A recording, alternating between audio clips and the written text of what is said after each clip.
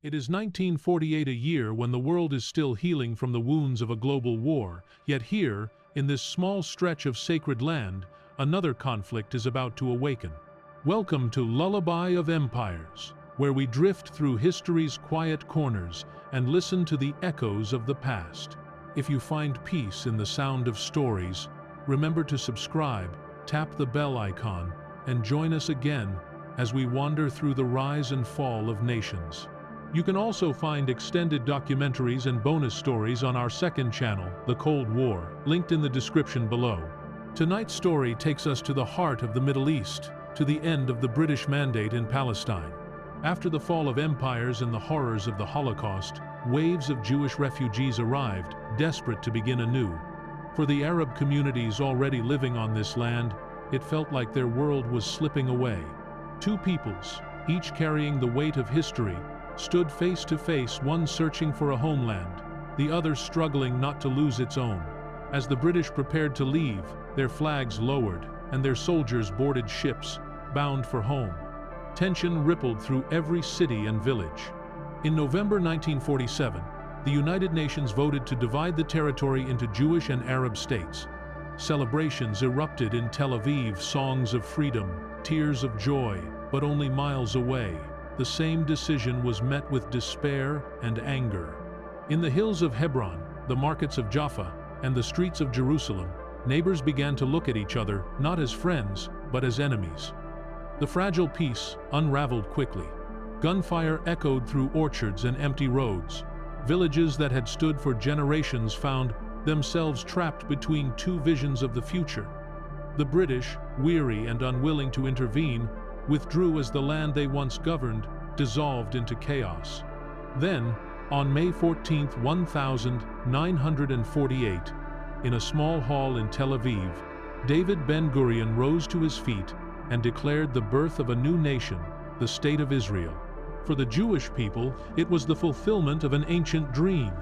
For the Arab world, it was the spark of outrage and defiance. As the sun set that evening, the borders of the newborn state glowed red with fire. Within hours, the armies of Egypt, Jordan, Syria, Lebanon, and Iraq crossed into Palestine. What followed would become known as the First Arab-Israeli War, a struggle that would forever alter the Middle East. So, as the stars emerge over the land of prophets and empires, close your eyes, take a slow breath, and let the story begin. The story of how a dream of homeland ignited a war that still echoes through time. Chapter 1: The Last Days of the Mandate. The British Empire had ruled Palestine for nearly 3 decades, yet by 1947 its hold was crumbling beneath the weight of exhaustion, rebellion, and contradiction. After 2 world wars, the empire that once painted half the globe in red now stood on trembling legs, overstretched and disillusioned. In Jerusalem, British officers walked the narrow stone streets in khaki uniforms that had lost their authority. They were no longer rulers of destiny but caretakers of a dying order. Sandbags lined checkpoints, curfews echoed through alleys, and the once calm evenings of the Holy Land now hummed with unease. In pubs and barracks, soldiers whispered of home, longing to see the grey skies of London or the green hills of Yorkshire, while outside their gates, the tension between Arabs and Jews was tightening like a rope ready to snap. The roots of this conflict stretched back decades, to promises made and broken in the deserts of the Great War. During World War I, Britain had pledged independence to world Arab leaders if they rose against the Ottomans, while at the same time promising a homeland for the Jews through the 1917 Balfour Declaration. Both sides remembered those words, and both felt betrayed. As Jewish immigration increased after 1918, Palestinian Arabs saw the balance of their land changing. Riots in the 1922 and the Great Revolt of 1936 had already soaked the soil in blood, but by the late 1942s, the struggle had hardened into something deeper, not merely political, but existential. By the end of World War II, new waves of Jewish survivors arrived on British shores in Palestine, bearing the marks of persecution and camps whose names would haunt history forever: Auschwitz, Treblinka, Sobibor. They came not as conquerors, but as ghosts seeking rebirth. Ships crowded with refugees slipped past blockades, often intercepted by the Royal Navy and detained in Cyprus. Yet the trickle never ceased. Every arrival carried a story of loss: a child without parents, a mother without a home, and every denial of entry became another wound. To the British, Palestine had become an impossible burden, an ember that could not be held without burning. London faced pressure from Washington and from within its own parliament to relinquish the mandate. Meanwhile, violence escalated. Bombs planted by Jewish underground groups such as the Irgun and Lehi targeted government offices, railways, and even the King David Hotel in Jerusalem in 1946, killing civilians and soldiers alike. Each explosion signaled the same message: the British era was ending. Among the Palestinian Arabs, discontent had turned to desperation. They feared displacement, convinced that every new Jewish settlement meant another village lost. Leaders such as Hajj Amin al-Husseini, once exiled by the British, returned to rally support, while militias formed in the countryside under the banner of resistance. Farmers who once tended fields now carried rifles. Sons who once studied at mosques or mission schools now joined irregular bands. Yet the Arab community, fragmented by clan rivalries and weakened by the repression of the 1932 revolt, lacked a unified command. Their political hopes rested with neighboring Arab states, but even those governments were divided, torn between pan-Arab idealism and self-interest. In 1947, the United Nations stepped into the void. A special committee toured the land, witnessing refugee camps, armed patrols, and uneasy coexistence. In November, the UN voted for Resolution 181 to partition Palestine into two states, one Jewish and one Arab, with Jerusalem placed under international control.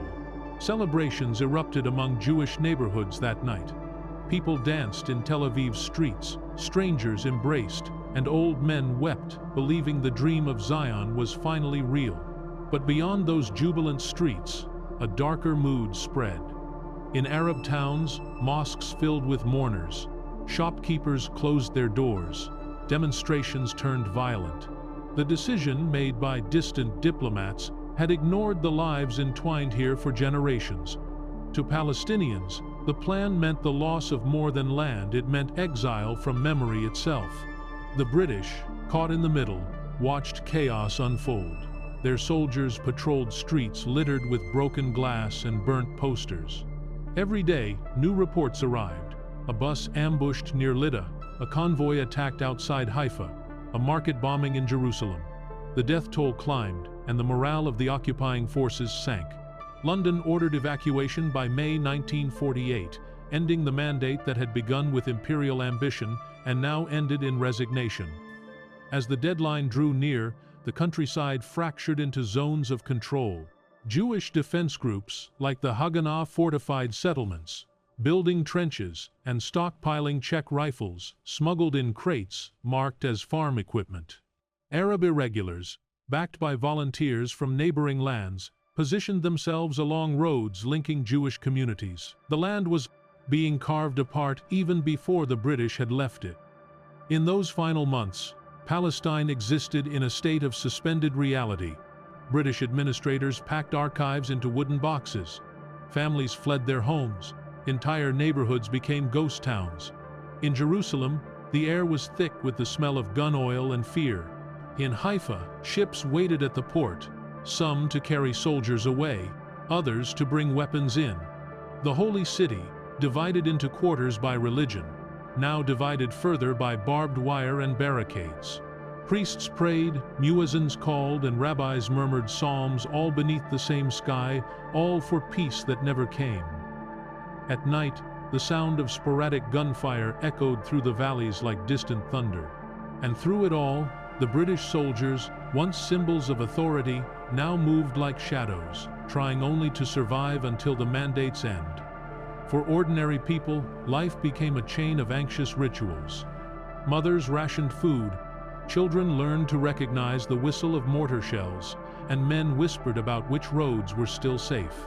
Villages that had stood for centuries, where Arabs and Jews once shared wells, trades, and markets, now found invisible lines drawn between them.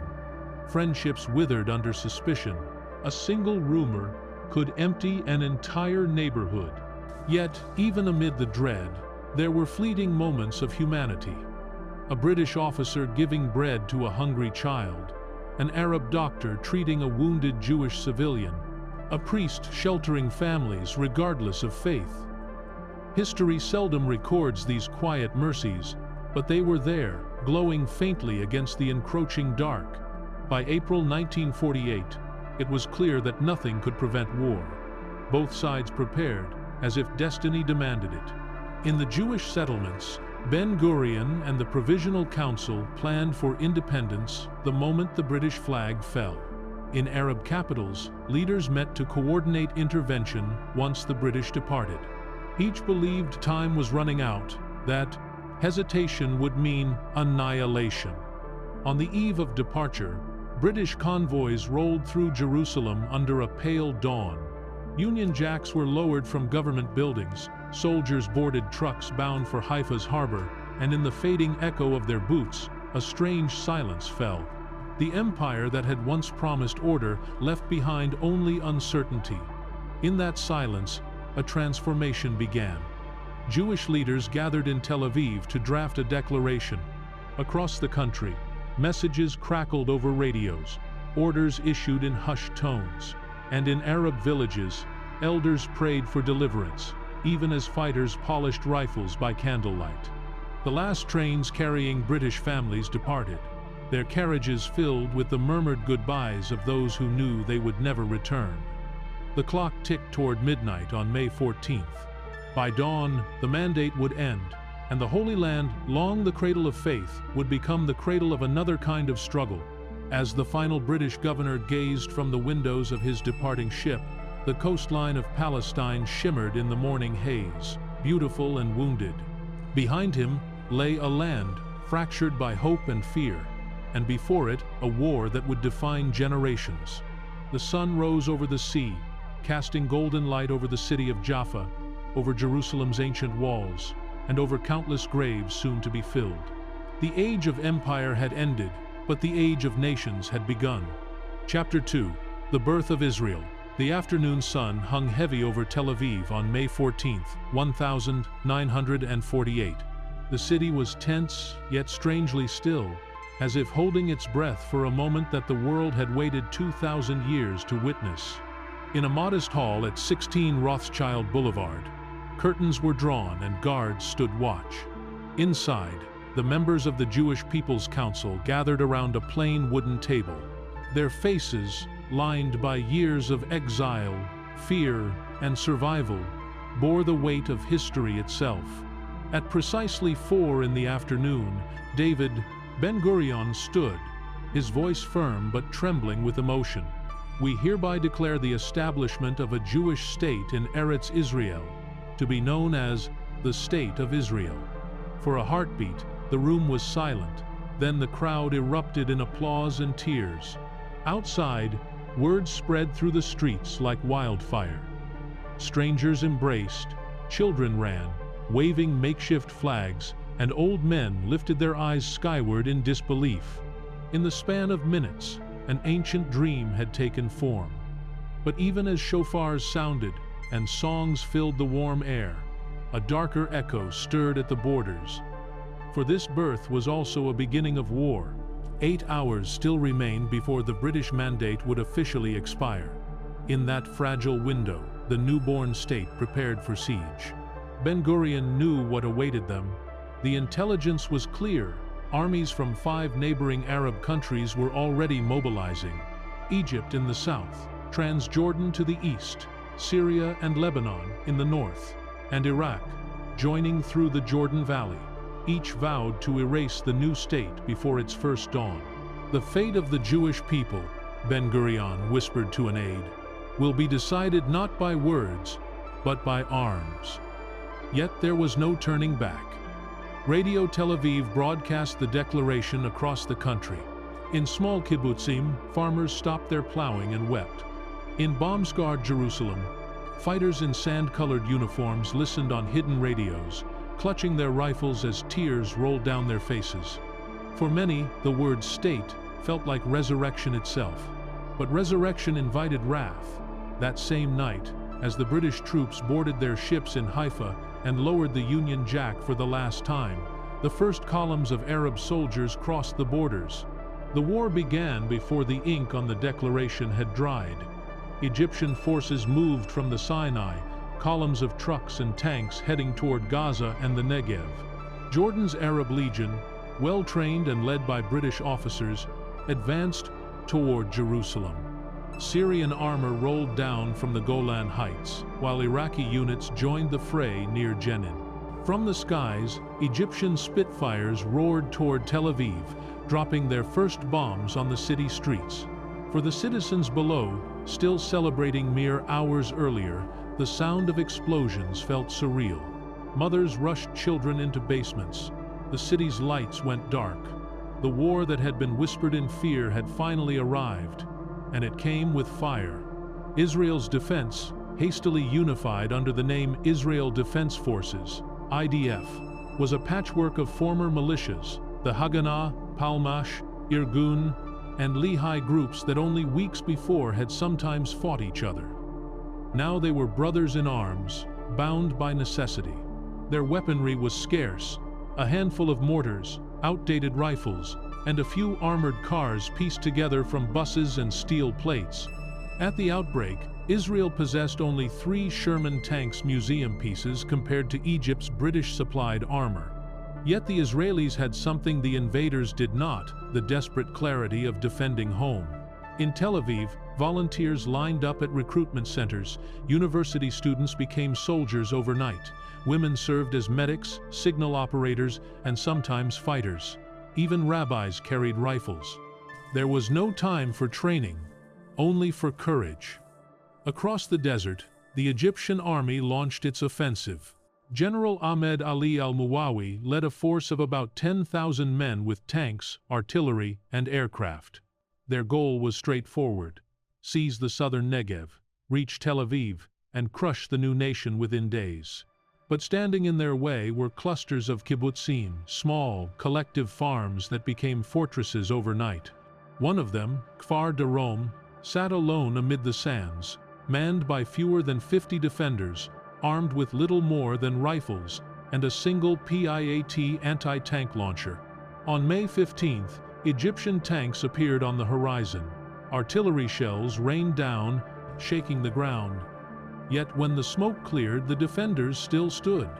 As the tanks rolled closer, the settlers fired the PIAT, a single desperate shot, and miraculously disabled a tank. Others were met with Molotov cocktails. The Egyptians withdrew, stunned that such resistance could come from a handful of civilians. Farther north, at Kibbutz Niram, 40 Jewish defenders faced 1,000 Egyptian troops, supported by artillery and mortars. For hours, the bombardment turned their homes to rubble, but they fought on from craters and trenches.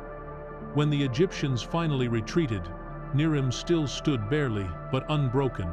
The stories of these kibbutzim spread quickly through Israel, carried on radio broadcasts and whispered at checkpoints.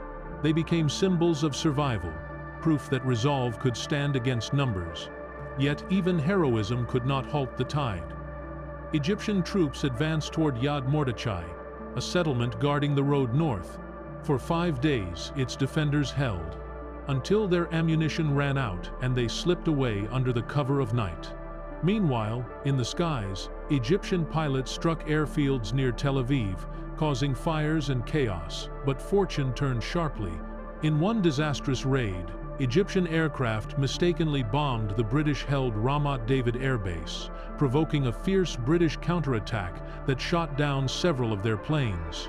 By the end of May, much of Egypt's air strength was crippled, giving the newborn Israeli Air Force flying mostly Czech-built Avia S-199 fighters, a fragile but crucial advantage.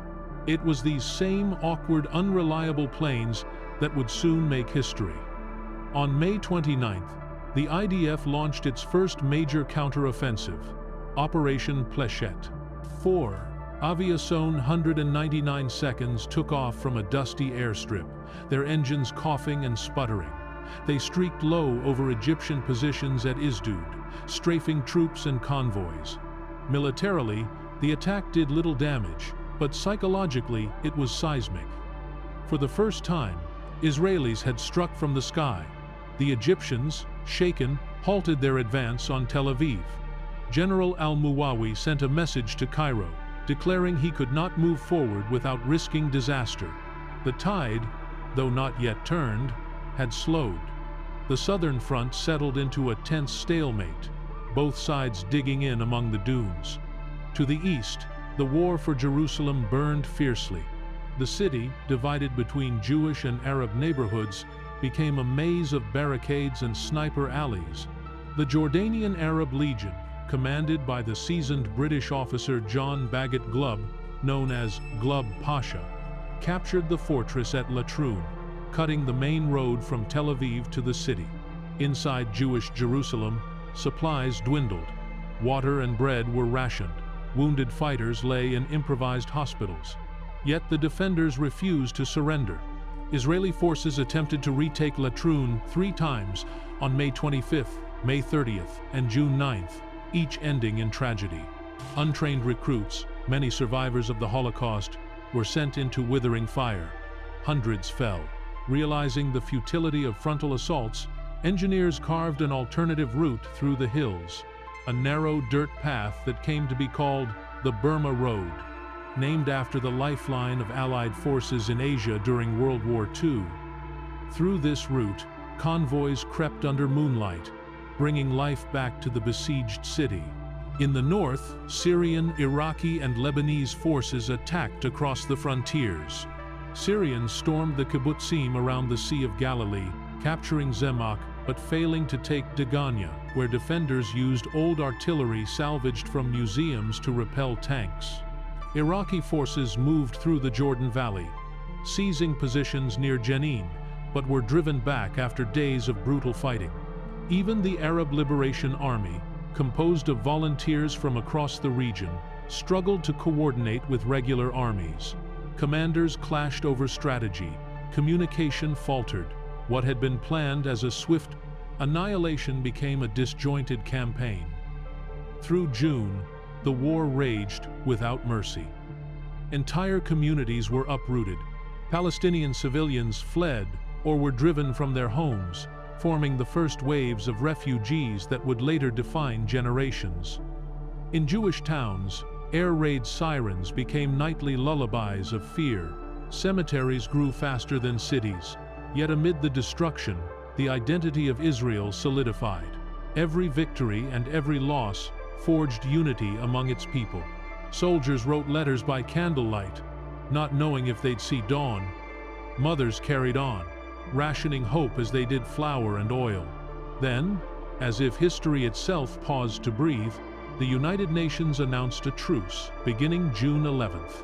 For 4 weeks, guns fell silent. The ceasefire offered both sides a moment to recover and to prepare for what would come next. The Arab armies reorganized, replacing lost men and material. But in Israel, something far greater happened.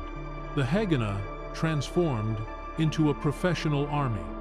Shipments of weapons from Czechoslovakia arrived: rifles, machine guns, and aircraft. The IDF's ranks swelled from 35,000 to 65,000. A British official observing from afar remarked, "The Arabs lost the initiative during those 4 weeks, and the Jews rearmed." He was right. The balance of power was shifting. As the truce ticked toward its end, the newborn nation braced itself. In just a few weeks, it had fought off 5 armies and still stood. The people of Israel, scarred yet unbroken, had survived their birth. Beyond the front lines, the Arab capitals brooded: Cairo, Damascus, Amman, their leaders unwilling to accept defeat, their generals planning a renewed assault. The first Arab-Israeli war was far from over. But the child born in fire had learned to walk, and soon it would learn to fight. Chapter 3. The Arab Invasion. The newborn nation of Israel had barely opened its eyes when the storm fell upon it. Across its borders, the sands began to move, tank tracks crushing the silence of dawn, aircraft engines slicing through the sky, and thousands of boots stamping toward battle. The Arab invasion of May 1948 was not a single thunderclap but a gathering storm of 5 fronts, each advancing with its own ambitions and fears.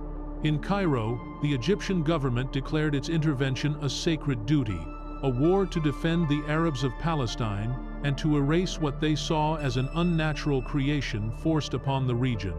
In Amman, King Abdullah of Transjordan moved more cautiously. His Arab legion, trained and led by British officers, was the most disciplined force among them. To the north, Syria and Lebanon mobilized their smaller armies, driven by pride and public outrage, while Iraq, eager to prove its strength, sent its own expeditionary forces through the Jordan Valley. Each leader envisioned a swift campaign, perhaps a few weeks of fighting, after which Israel would crumble and the land would return to Arab control. But war has its own logic, and what began with confidence would soon descend into confusion and chaos. In the south, the Egyptian army crossed the border from Sinai before sunrise on May 15th. Columns of trucks and tanks stretching for miles. The men, wearing khaki uniforms and carrying British rifles, sang patriotic songs as they moved through the desert. Many of them believed they were marching to liberate their brothers and to strike a blow against colonial injustice. Among them were regular soldiers, but also volunteers, members of the Muslim Brotherhood, eager to fight in what they saw as a holy war. Their first objective was the capture of Gaza, followed by a push north toward Tel Aviv. General Ahmed Ali al-Muwawi, commanding the Egyptian expedition, planned to secure strongpoints along the way: Kfar Darom, Niram, Yad Mordechai, and eventually the coastal road. Yet he underestimated both the terrain and the resolve of the defenders. At Kfar Darom, as his tanks rolled toward the kibbutz walls, the defenders, only a few dozen men and women, held their ground. The Egyptian artillery thundered for hours, churning the sand into smoke, but each time the infantry advanced, they were met with unexpected ferocity. When the attack faltered, al-Muwawi ordered air support. Egyptian Spitfires strafed the fields, leaving behind craters and scorched earth. But the kibbutz still stood. The Egyptians bypassed it in frustration, leaving behind wrecked vehicles and the bitter realization that even the smallest outpost could become a fortress. North of the Negev, another Egyptian column struck at Yad Mordechai, named after a hero of the Warsaw Ghetto uprising, a fitting symbol of defiance. The defenders, numbering barely 100, faced an assault by thousands. For 5 days, from May 19th to May 24th, the battle raged under unrelenting bombardment. When ammunition ran low, the defenders improvised with captured weapons and Molotov cocktails. Smoke and fire turned the settlement into a wasteland, but still they fought. Only when the last bullets were spent did they slip away under the cover of night. Their stand delayed the Egyptian advance long enough for the Israeli command to fortify the line farther north, saving Tel Aviv from imminent attack. While the Egyptian army clawed its way through the desert, the Arab Legion under King Abdullah advanced from the east toward Jerusalem. Its commander, Glub Pasha, a British officer who had spent years training Jordanian troops, was a master of desert warfare. His men, disciplined and well-equipped, moved with precision. Their first target was Latrun, a fortress perched atop a hill overlooking the road between Tel Aviv and Jerusalem. Whoever held Latrun controlled the lifeline to the Holy City. On May 18th, as British forces withdrew, the Legion seized the fort without resistance. For the Jewish defenders inside Jerusalem, the capture of Latrun was catastrophic. The city, already under siege, was now cut off from supplies, food, and water. Civilians dug wells in courtyards, rationed bread, and boiled weeds for soup. The sound of artillery echoed off the ancient walls, mingling with the calls to prayer and the ringing of church bells. 3 times the Israelis tried to break through to Jerusalem, sending newly formed units, some made up of Holocaust survivors who had never held a rifle, into the hills under scorching Sunday. The assaults on May 25th, May 30th, and June 9th were acts of desperation and courage, but each ended in slaughter. The Arab Legion's machine guns tore through the thin lines of attackers. After the 3rd attempt, the bodies of young men lay scattered along the slopes, a haunting reminder of how fragile Israel's victory could still be. Yet, from this despair came ingenuity. Engineers and local laborers began carving a hidden supply route through the mountains, a twisting dirt road that bypassed Latrun entirely. They called it the Burma Road, after the wartime supply route to China. Night after night, trucks crawled along its narrow turns without headlights, guided only by the dim glow of the stars. By early June, the first convoys reached the besieged city, carrying bread, medicine, and hope. To the north, the war unfolded differently. Syrian, Lebanese, and Iraqi troops launched their own offensives, but coordination was poor. The Syrian army, commanded by General Husni al-Zaim, crossed the border on May 15th with tanks, artillery, and infantry, striking toward the Sea of Galilee. Their objective was to seize the cluster of kibbutzim in the Jordan Valley and push south into the Galilee. At Degania, the defenders were ready. The battle that followed became legendary. The Syrians advanced with tanks, confident that the small settlement would crumble at the first shell. But the defenders, armed with a single French 65mm cannon salvaged from a museum, opened fire. Their first shells struck a Syrian tank head-on, setting it ablaze. The others retreated in confusion, leaving behind wrecked vehicles. Degania held. Across the Galilee, similar scenes unfolded, small communities fighting against overwhelming odds, driven not by strategy but by necessity. The Iraqi army entered the war from the east, sending a force of 3,000 men with tanks and artillery. They occupied positions around Jenin and Tulkarm, threatening to cut Israel in half by reaching the coast. For days, fierce battles raged in the valleys. Israeli troops counterattacked, retaking Jenin for a brief moment before being pushed out again. The fighting left hundreds dead on both sides, and the city reduced to rubble. In the north, Lebanese forces crossed near Malkia, capturing it on May 15th, losing it 3 days later, then retaking it on June 6th. The pattern repeated itself again and again: advance, retreat, regroup, as the front lines shifted like tides. Despite their numbers and equipment, the Arab armies could not coordinate effectively. Each government pursued its own objectives. Mistrust simmered among commanders, and communication often broke down entirely. Meanwhile, the Israeli command scrambled to impose order on chaos. The various militias, Haganah, Palmach, Irgun, were brought under a single banner, forming the Israel Defense Forces. This unification was as much political as military. Internal divisions had threatened to fracture the young nation from within, yet the common threat outside its borders silenced old rivalries. For the first time, Israel had an army capable of coordinated defense. Volunteers from abroad, Jews from America, Europe, even South Africa began to arrive, bringing experience and a sense of shared destiny. As the war spread, civilians bore its heaviest weight. Villages emptied overnight. Some Palestinians fled the fighting, expecting to return when it ended. Others were expelled amid military operations. Entire families became refugees, carrying what they could on their backs toward Lebanon, Jordan, or Gaza. The roads were filled with carts, camels, and crying children. On the Israeli side, towns near the front lived under constant fear of bombardment. Air raid sirens became part of the rhythm of life, wailing at dusk, falling silent at dawn. The smell of smoke and dust hung in the air, like a permanent fog. By early June, the war had reached a brutal equilibrium. Egypt held the southern front, but had failed to capture Tel Aviv. Jordan controlled the old city of Jerusalem, but could not seize the western half. Syria and Iraq had stalled in the north.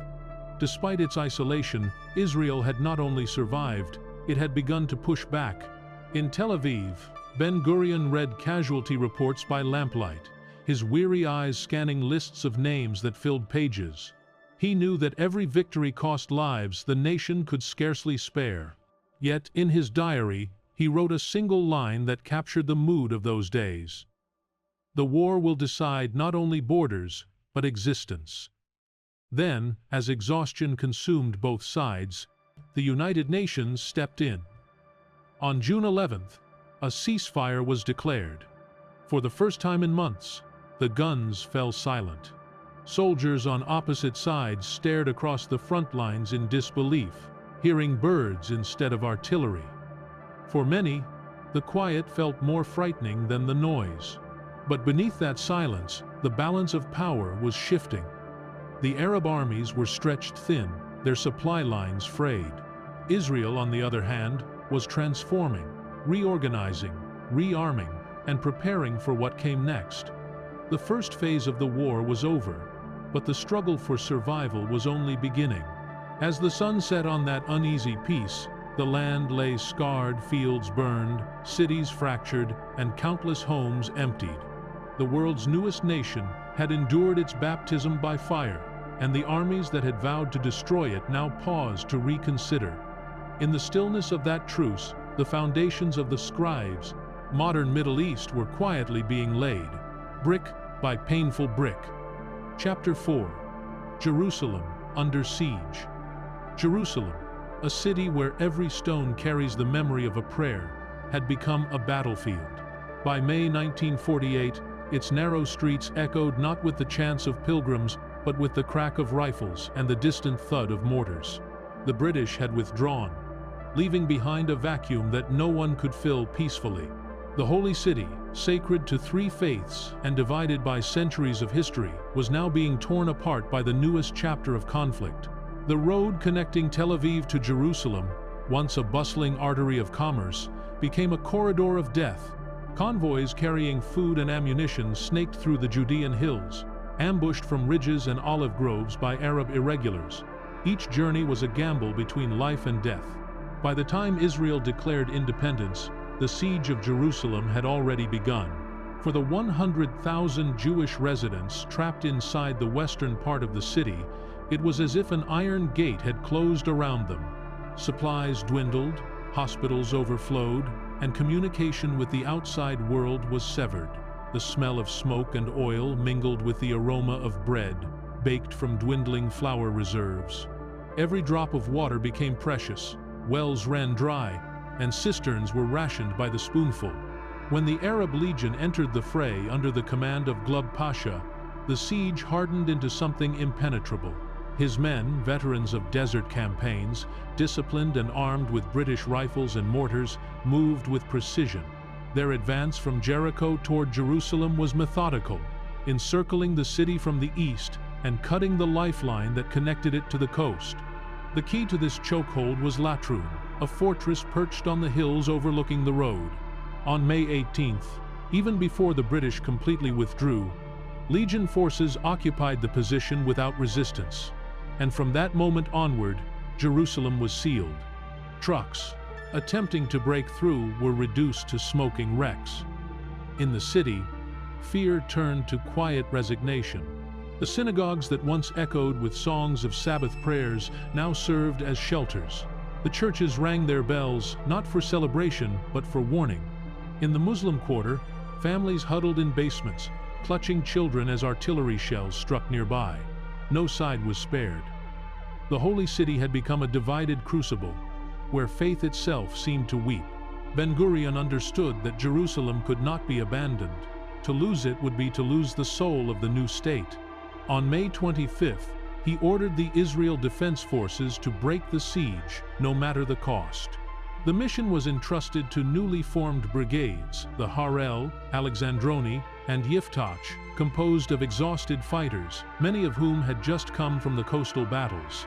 Their training was minimal, their weapons few, yet the sense of purpose that drove them was overwhelming.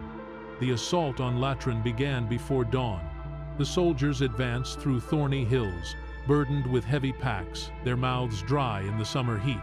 The Arab Legion waited in well-fortified trenches, their machine guns ready. As the first light broke over the hills, the battle erupted. The Israelis charged again and again, climbing the steep slopes under a storm of bullets.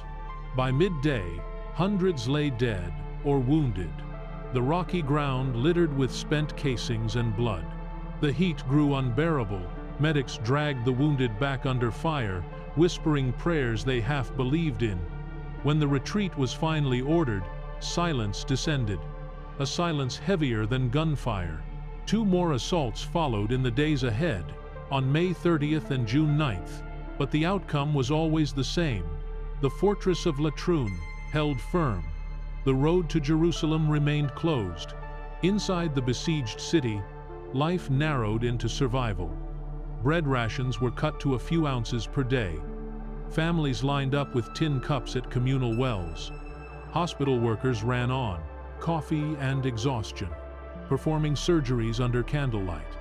Every shell that fell was followed by moments of eerie quiet, as if the city itself held its breath, waiting for the next one.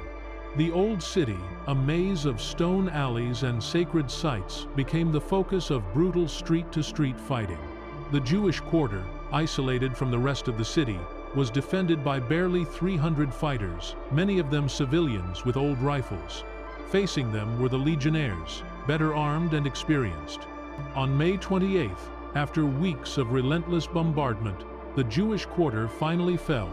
Only 36 of its defenders were still able to fight. Under the terms of surrender, civilians were allowed to leave for West Jerusalem, while the remaining fighters were taken prisoner. Glub Pasha, to his credit, ensured their safety, ordering his men to protect them from mobs that had gathered outside. He later wrote, "They fought bravely, and I respected them as soldiers." For those who survived, the walk from the old city to West Jerusalem was a passage through ruined streets, lined with broken homes, silent minarets, and shattered stained glass. While tragedy unfolded within the walls, hope was being carved into the hills outside. Realizing that Latrun could not be taken head-on, Israeli engineers began searching for another path. They found one, a twisting rocky trail that wound through the Judean mountains. It was steep, narrow, and treacherous, but it led around the legion's positions. Soldiers, engineers, and volunteers worked day and night, cutting through rock, clearing boulders, and laying down makeshift planks for trucks. They called it the Burma Road, inspired by the famous supply route used in Asia during World War II. The work was done in silence, under the cover of darkness. Convoys moved without headlights, guided by small lanterns placed on the ground. Drivers wrapped rags around their tires to muffle the noise. When the first truck reached the city on June 10th, cheers broke out in the darkness. Bread, medicine, and ammunition finally reached the starving population. For the first time in weeks, Jerusalem could breathe again. But the relief was temporary. The Arab Legion continued its bombardment, determined to break the city's spirit. Mortars fell near hospitals, synagogues, and markets. Entire neighborhoods were reduced to rubble.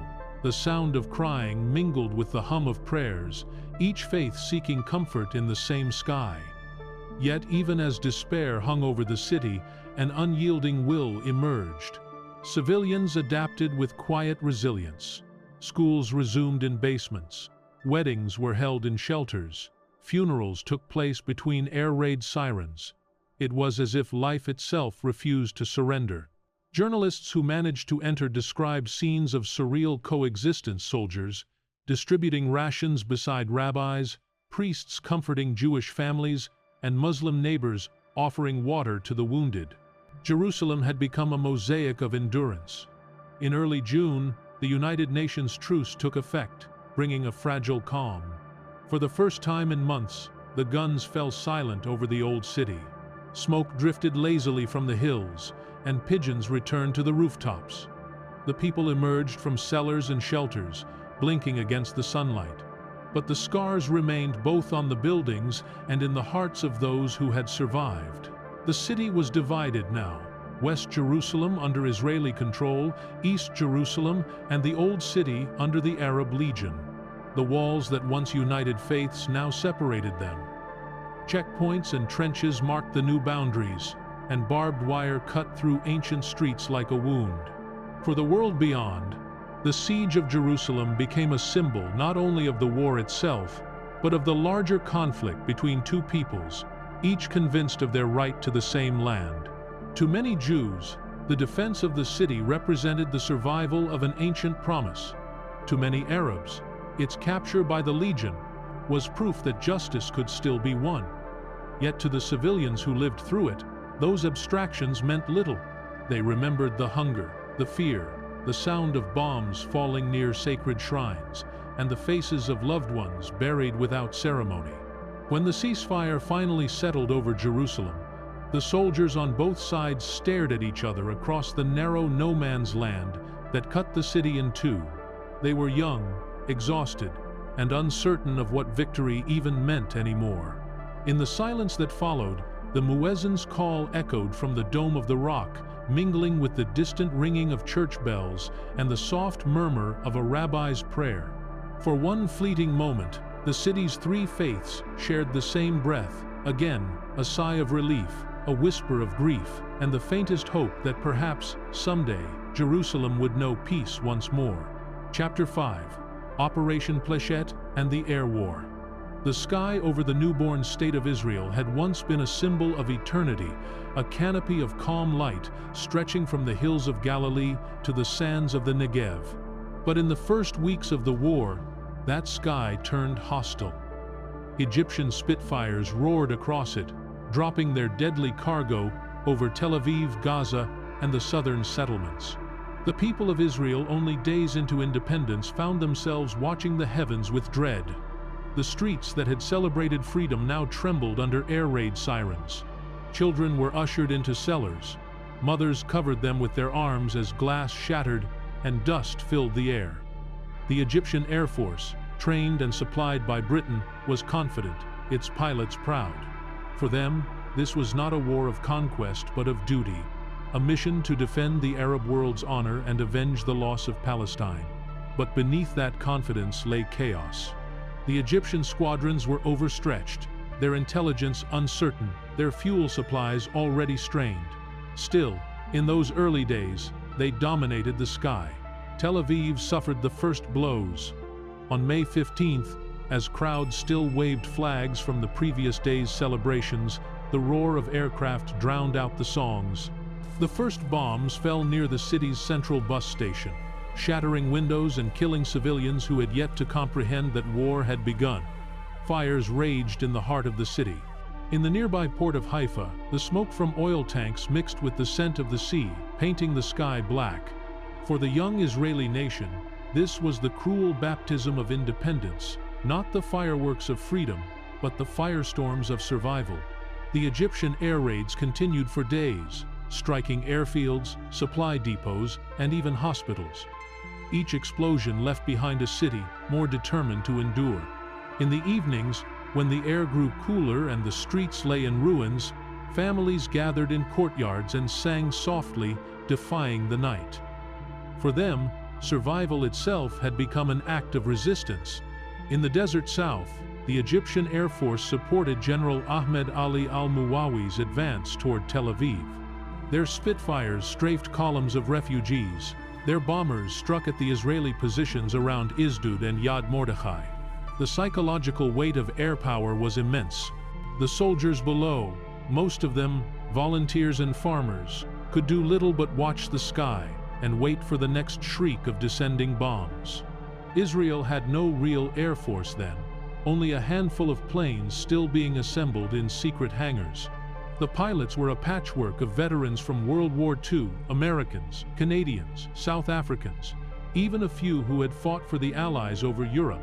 They were called Machal, volunteers from abroad, drawn by the promise of defending a new homeland. Their aircraft were a mix of salvaged and smuggled machines, Czech-built Aviasone 199 seconds, clumsy derivatives of the German Messerschmitt. They were underpowered, difficult to control, and often as dangerous to their pilots as to the enemy. But, in a war where hope outweighed experience, they would have to do. The first Israeli airstrip at Ekron, a dusty field south of Tel Aviv, was hastily prepared. Mechanics worked through the nights, using flashlights covered with red cloth to avoid detection. Fuel was scarce. Spare parts were non-existent. The planes bore hastily painted Stars of David on their wings, symbols as fragile as the state they defended. On May 29th, just before sunset, 4 of these aircraft lined up for takeoff. The mission was Operation Plechet, a desperate attempt to halt the Egyptian advance at Isdud. The pilots were a strange brotherhood, one Czech, one American, one Canadian, one Israeli. Their aircraft rattled down the uneven runway, engines roaring, wings trembling as they lifted into the golden evening sky.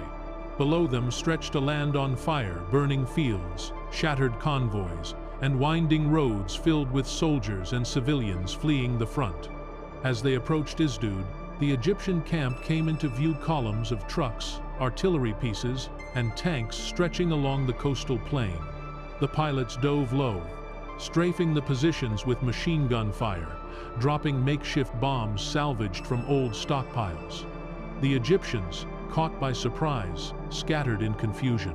For the first time, they looked up and saw not British or American insignia, but the blue Star of David streaking through the smoke. The effect was electrifying. Though the physical damage was limited, the psychological impact was immense. The soldiers on the ground shouted with joy, watching the sky as if salvation itself had descended. Across the southern front, word spread that Israel had taken to the air. The Egyptian advance, already cautious after Yad Mordechai, came to a halt. General al-Muwawi sent urgent cables to Cairo. His forces could not move forward under air threat. The myth of invincibility had been broken. In Tel Aviv, when news of the strike reached the people, the mood shifted from despair to elation. For days they had endured bombing with no response. Now they knew they had wings of their own. The evening broadcast from Radio Kol Yisrael reported it in measured tones, but in cafes and shelters, people embraced and wept. "We have an air force," someone whispered, not as a boast, but as a prayer answered. The 4 planes returned to base barely intact, riddled with bullet holes, their fuel nearly spent. But they landed to cheers and salutes. Mechanics ran to greet them, hands trembling, faces streaked with grime and relief. One pilot, stepping down from his cockpit, simply said, "It's a start." Over the following days, Israel's tiny air corps grew bolder. They attacked Egyptian columns, bombed supply depots, and even struck airfields in Gaza. The results were mixed. Crashes were common, mechanical failures frequent, but each mission carried symbolic weight. The Egyptians, once certain of air superiority, began to pull their planes back for fear of ambush. Then came an accident that altered the course of the war. On May 22nd, Egyptian aircraft mistakenly bombed the British-held Ramat David Air Base, killing British personnel and provoking retaliation. British fighters shot down several Egyptian planes, crippling their Spitfire squadrons. It was a costly mistake that Egypt could ill afford. By the end of May, their air force had lost nearly all of its best pilots and much of its confidence. For Israel, those days marked the awakening of its air power. The pilots flew at dawn and dusk, resting only to refuel and patch holes in their planes. They learned on the job how to navigate the desert winds, how to bomb without proper sights, how to improvise when everything failed. They flew not just for victory, but for existence. In one mission, a pilot dropped grenades from the cockpit by hand. In another, a mechanic welded bomb racks from farm tools. It was war born out of necessity, carried by willpower alone. Yet slowly, the skies began to clear.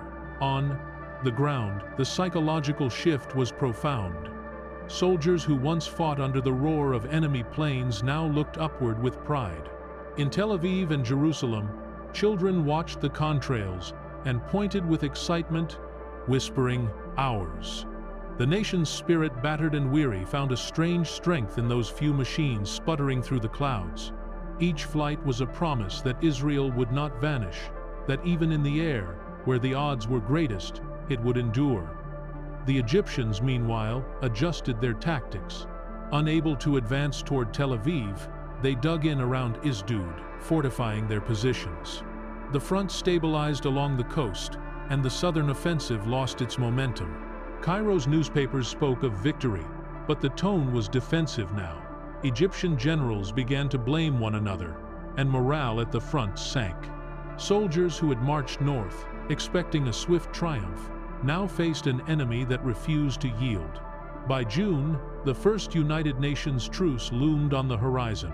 Both sides were exhausted, their weapons wearing thin, their men weary from heat and hunger. But in the skies, the balance had shifted.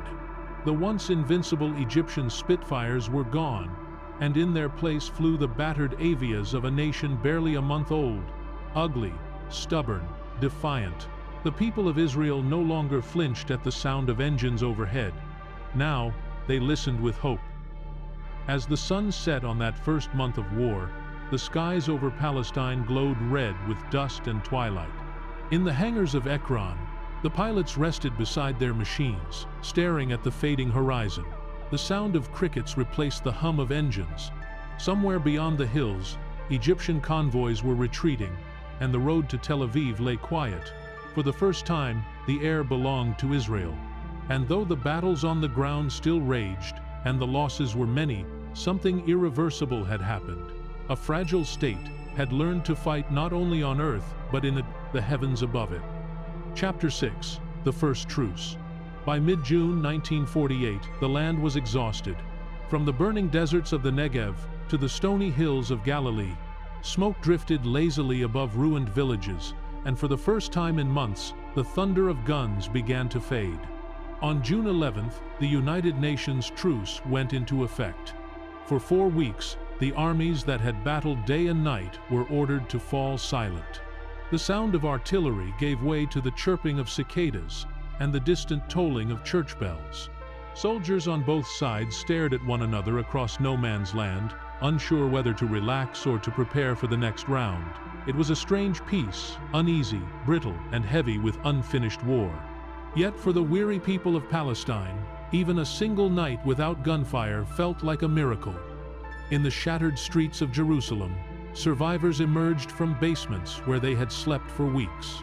Children blinked against the sunlight as they stepped into courtyards once littered with shell casings. Women swept the rubble from doorsteps and hung laundry where snipers had once crouched. The city smelled of dust, oil, and bread, a scent of life cautiously returning. In Tel Aviv, lights flickered back on in the evenings, and the air filled again with the hum of conversation instead of sirens. Cafes reopened, families reunited. Some even dared to laugh, though the laughter came softly, as if the war could still overhear. Across the Arab lines, in Gaza and Hebron, the same weary relief spread. Egyptian, Jordanian, and Syrian soldiers rested under olive trees, writing letters home, their hands trembling from fatigue.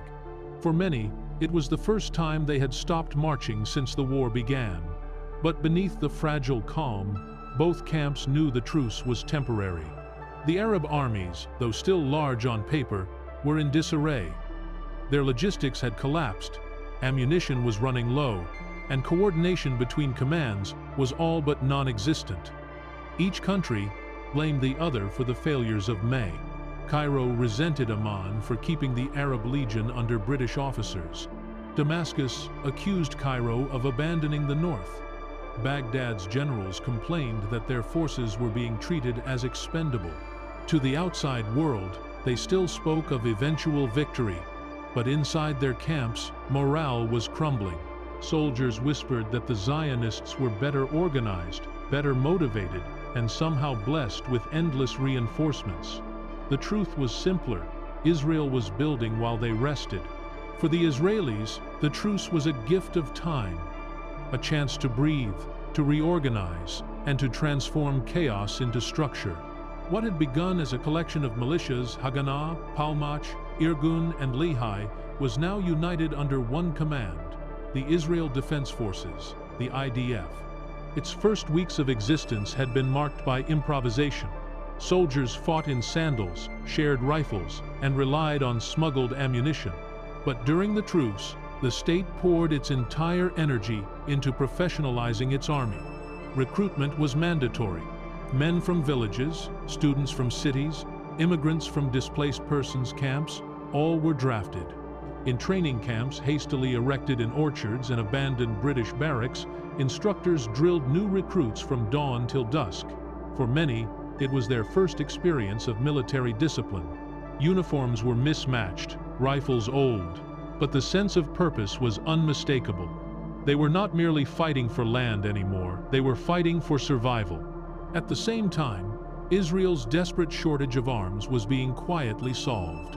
Ships that had been waiting in foreign ports now sailed openly toward its shores. The most significant came from Czechoslovakia, a nation still haunted by its own war scars. Under a secret agreement, crates of weapons, ammunition, and even fighter aircraft were shipped across Europe and delivered by air to Israel. Inside, the wooden boxes were 25,000 rifles, 5,000 machine guns, and over 50 million rounds of ammunition, the lifeblood of a young army. The first shipments arrived under the cover of night at airstrips in Czechoslovakia, flown to Israel by volunteer pilots using old American bombers. Each landing was a miracle. Mechanics worked through the darkness, unloading the cargo, their hands black with grease, their faces lit by lanterns. When the first rifles were distributed among the brigades, veterans wept openly. They no longer had to scavenge for weapons from fallen enemies. They finally had tools of their own. The influx of arms changed everything. The IDF expanded from 35,000 to 65,000 troops within weeks. Commanders reorganized brigades, mapped out new offensives, and trained gunners in the use of heavy artillery they had never seen before. Even the fledgling Israeli Air Force, which had been flying rickety Czech Avias just weeks earlier, began to receive sturdier aircraft. New pilots arrived from abroad, veterans of the Royal Air Force, the U.S. Army Air Corps, and the French Resistance. Some were Jewish, others were simply drawn by the idealism of defending a nation born from the ashes of genocide. They spoke different languages but shared the same conviction, that this tiny country deserved a chance to live. Meanwhile, in Arab capitals, politics weighed heavier than strategy. The initial fervor that had sent armies marching into Palestine was dimming. Egypt's government faced domestic unrest and rising casualties. King Abdullah of Transjordan, while officially part of the Arab coalition, began private conversations with Israeli intermediaries, seeking a settlement that might secure his control over the West Bank. Syria's leadership was divided between officers and politicians, each blaming the other for the failed offensives in the north. Iraq's troops were still present but directionless, occupying positions near Jenin without clear orders. The Arab League, meeting in Cairo, called for unity, but mistrust ran too deep. The once confident cry of "Drive the Jews into the sea" was now replaced by cautious silence. On the ground, the truce offered civilians a fragile reprieve from misery. In refugee camps across Lebanon and Jordan, families tried to rebuild their shattered lives. Women wove blankets from scraps of cloth. Men searched for lost relatives. Many believed the pause was only temporary, that they would soon return to their homes once the armies regrouped. In Israel, newly arrived immigrants, many survivors of concentration camps, joined in rebuilding the settlements destroyed in the early battles. They cleared debris, planted crops, and dug trenches around their communities. Even as soldiers trained, the farmers of the kibbutzim worked through the night, tending to fields under the dim light of lanterns. Life and war coexisted in uneasy balance. In Jerusalem, the truce froze the city in its divided state. West Jerusalem remained in Israeli hands, East Jerusalem under the Arab Legion. The narrow strip of no man's land running through the heart of the city became a strange twilight zone. Once, it had been a bustling street of shops and synagogues. Now, it was a wasteland of bullet-pocked walls and silent windows. Yet even here, the truce brought a kind of rhythm. At dawn, UN observers patrolled the lines in white jeeps marked with blue letters, their presence the only guarantee of restraint. Soldiers on both sides would sometimes wave, sometimes glare. In the evenings, as the muezzin called from the dome of the rock and church bells tolled across the valley, even the most hardened fighters felt the weight of the city's history pressing down on them. Jerusalem, though wounded, refused to die. For Ben-Gurion and his government, the month of quiet was both a blessing and a warning. He knew the Arab states would not accept the new balance for long. "We must be ready," he told his generals. "For when the truce ends, we will not merely defend, we must take the initiative." In secret meetings, plans were drawn for renewed offensives, operations to secure the Negev, to open supply routes, and to push back the enemy lines before another coalition could form. Weapons arriving from Europe were hidden in warehouses and distributed discreetly to the brigades. Intelligence officers mapped enemy positions, and engineers improved airfields and repair facilities. Every night, under blackout conditions, convoys carried supplies to the front. The IDF was no longer a desperate militia. It was becoming an army of strategy, not just survival. But the transformation came at a cost. The economy of the young state was collapsing under the weight of mobilization. Men who might have worked in factories or farms were now soldiers. Resources were scarce. Families lived on ration cards. Imported goods vanished from markets. Still, morale remained high. The people believed they were building not only an army, but a nation. In makeshift training camps, young recruits wrote letters home describing their pride in wearing a uniform. In cities, posters urged unity with simple words, "The fate of Israel is in your hands." When the truce finally approached its end in mid-July, the world held its breath. The UN mediator, Count Folke Bernadotte of Sweden, worked tirelessly to extend the ceasefire, hoping to transform it into a lasting peace. He met with leaders from both sides, pleading for restraint. But neither was ready to stop. The Arab states demanded a return to the pre-partition map. Israel insisted on recognition of its existence. Bernadotte's task was impossible. On the night of July 8th, the quiet cracked once more. The ceasefire expired, and guns awoke like ancient beasts. But when the artillery thundered again, the battlefield was not the same. The armies that had entered the truce in June were not the armies that emerged in July.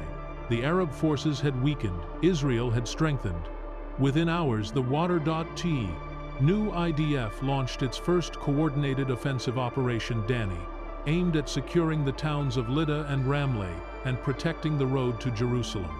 The truce had not ended the war, it had merely shifted its balance. As dawn rose over the hills, soldiers once again moved across the landscape, older, more disciplined, more determined. The lull was over, and the war for the Middle East's future had resumed.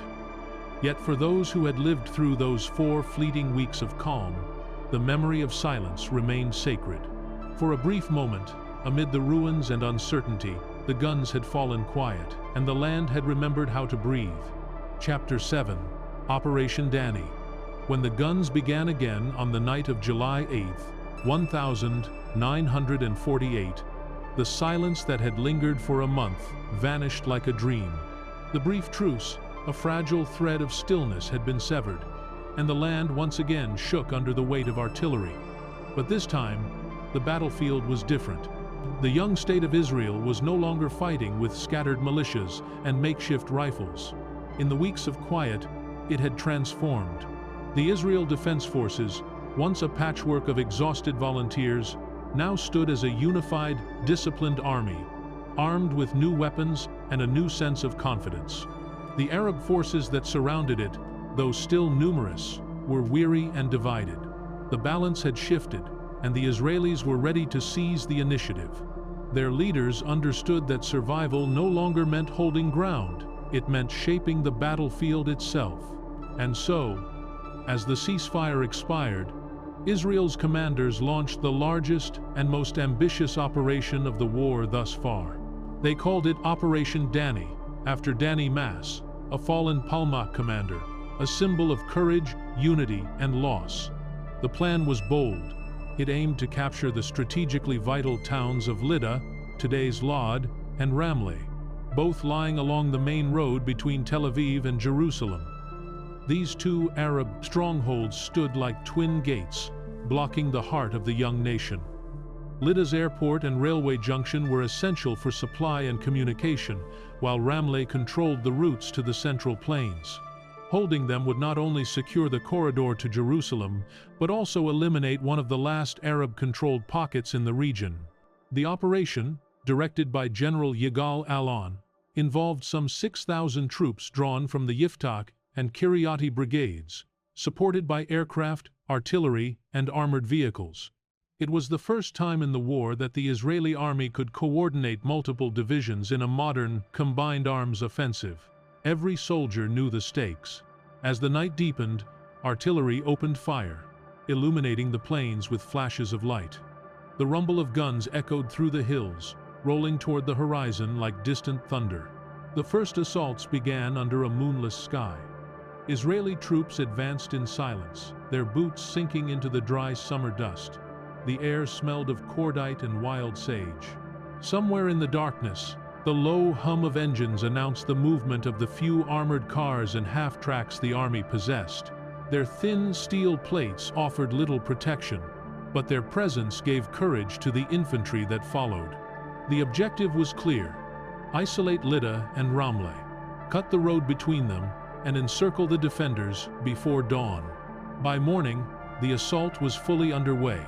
In the skies above, Avia S-199 fighters, the same temperamental Czech planes that had saved Tel Aviv weeks earlier, swooped down to strafe enemy positions. Their engines coughed and sputtered, but the sight of the Star of David painted on their wings lifted morale among the troops below. They bombed roadblocks, strafed machine gun nests, and dropped supplies to advancing columns. The earth trembled as Israeli artillery pounded the outskirts of Lydda. The defenders, a mix of local Palestinian irregulars and remnants of the Arab Legion, fought fiercely, using every alley and courtyard as a strong point. Houses became bunkers, windows became firing slits. The city's minarets, once used for prayer, now served as lookout posts. The first major breakthrough came near Beit Nabala, where Israeli forces overran a line of trenches and captured a key road junction. Columns of troops poured through the gap, surrounding Ramleh from the west and north. The city fell after a day of heavy street fighting. Many of its defenders fled under cover of smoke, leaving behind weapons and supplies. Israeli forces immediately turned their focus toward Lydda, where the resistance was stronger and the situation more chaotic. On July 11th, the IDF launched a full-scale assault on the city.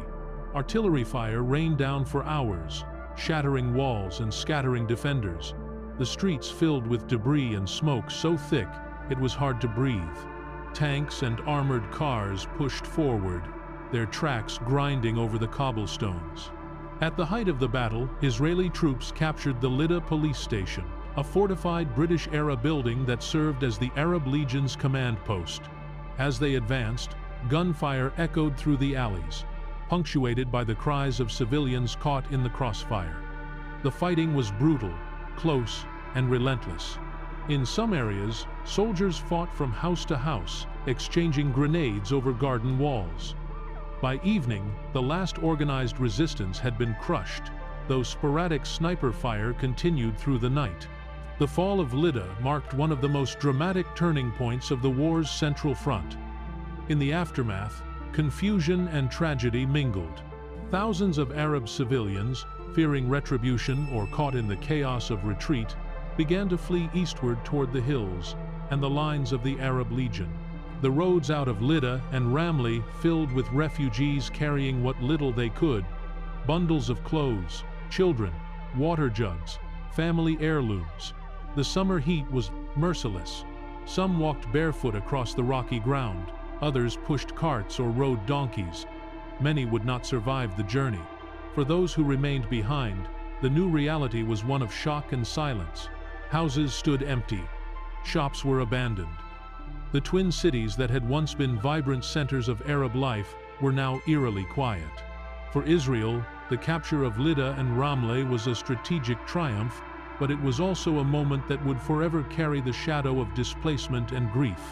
From a military perspective, Operation Danny achieved its goals beyond expectation. In less than a week, the Central Front had been secured. Over 1,000 square kilometers of territory came under Israeli control, including vital transportation routes and water resources. The road to Jerusalem was safer than it had been since the war began. The operation also boosted morale across the country. Newspapers carried headlines proclaiming victory. Radio broadcasts announced that the enemy was in retreat. For the first time, the Israeli leadership felt the tide of war turning decisively in their favor. Yet among soldiers and officers alike, there was a somber awareness of the human cost. Many had lost friends in the assault, and the sight of abandoned villages haunted them. The dream of a secure homeland was becoming real, but it was being built upon the ruins of another. In Arab capitals, the reaction to the loss was one of disbelief and anger. Cairo's newspapers accused Jordan of betrayal.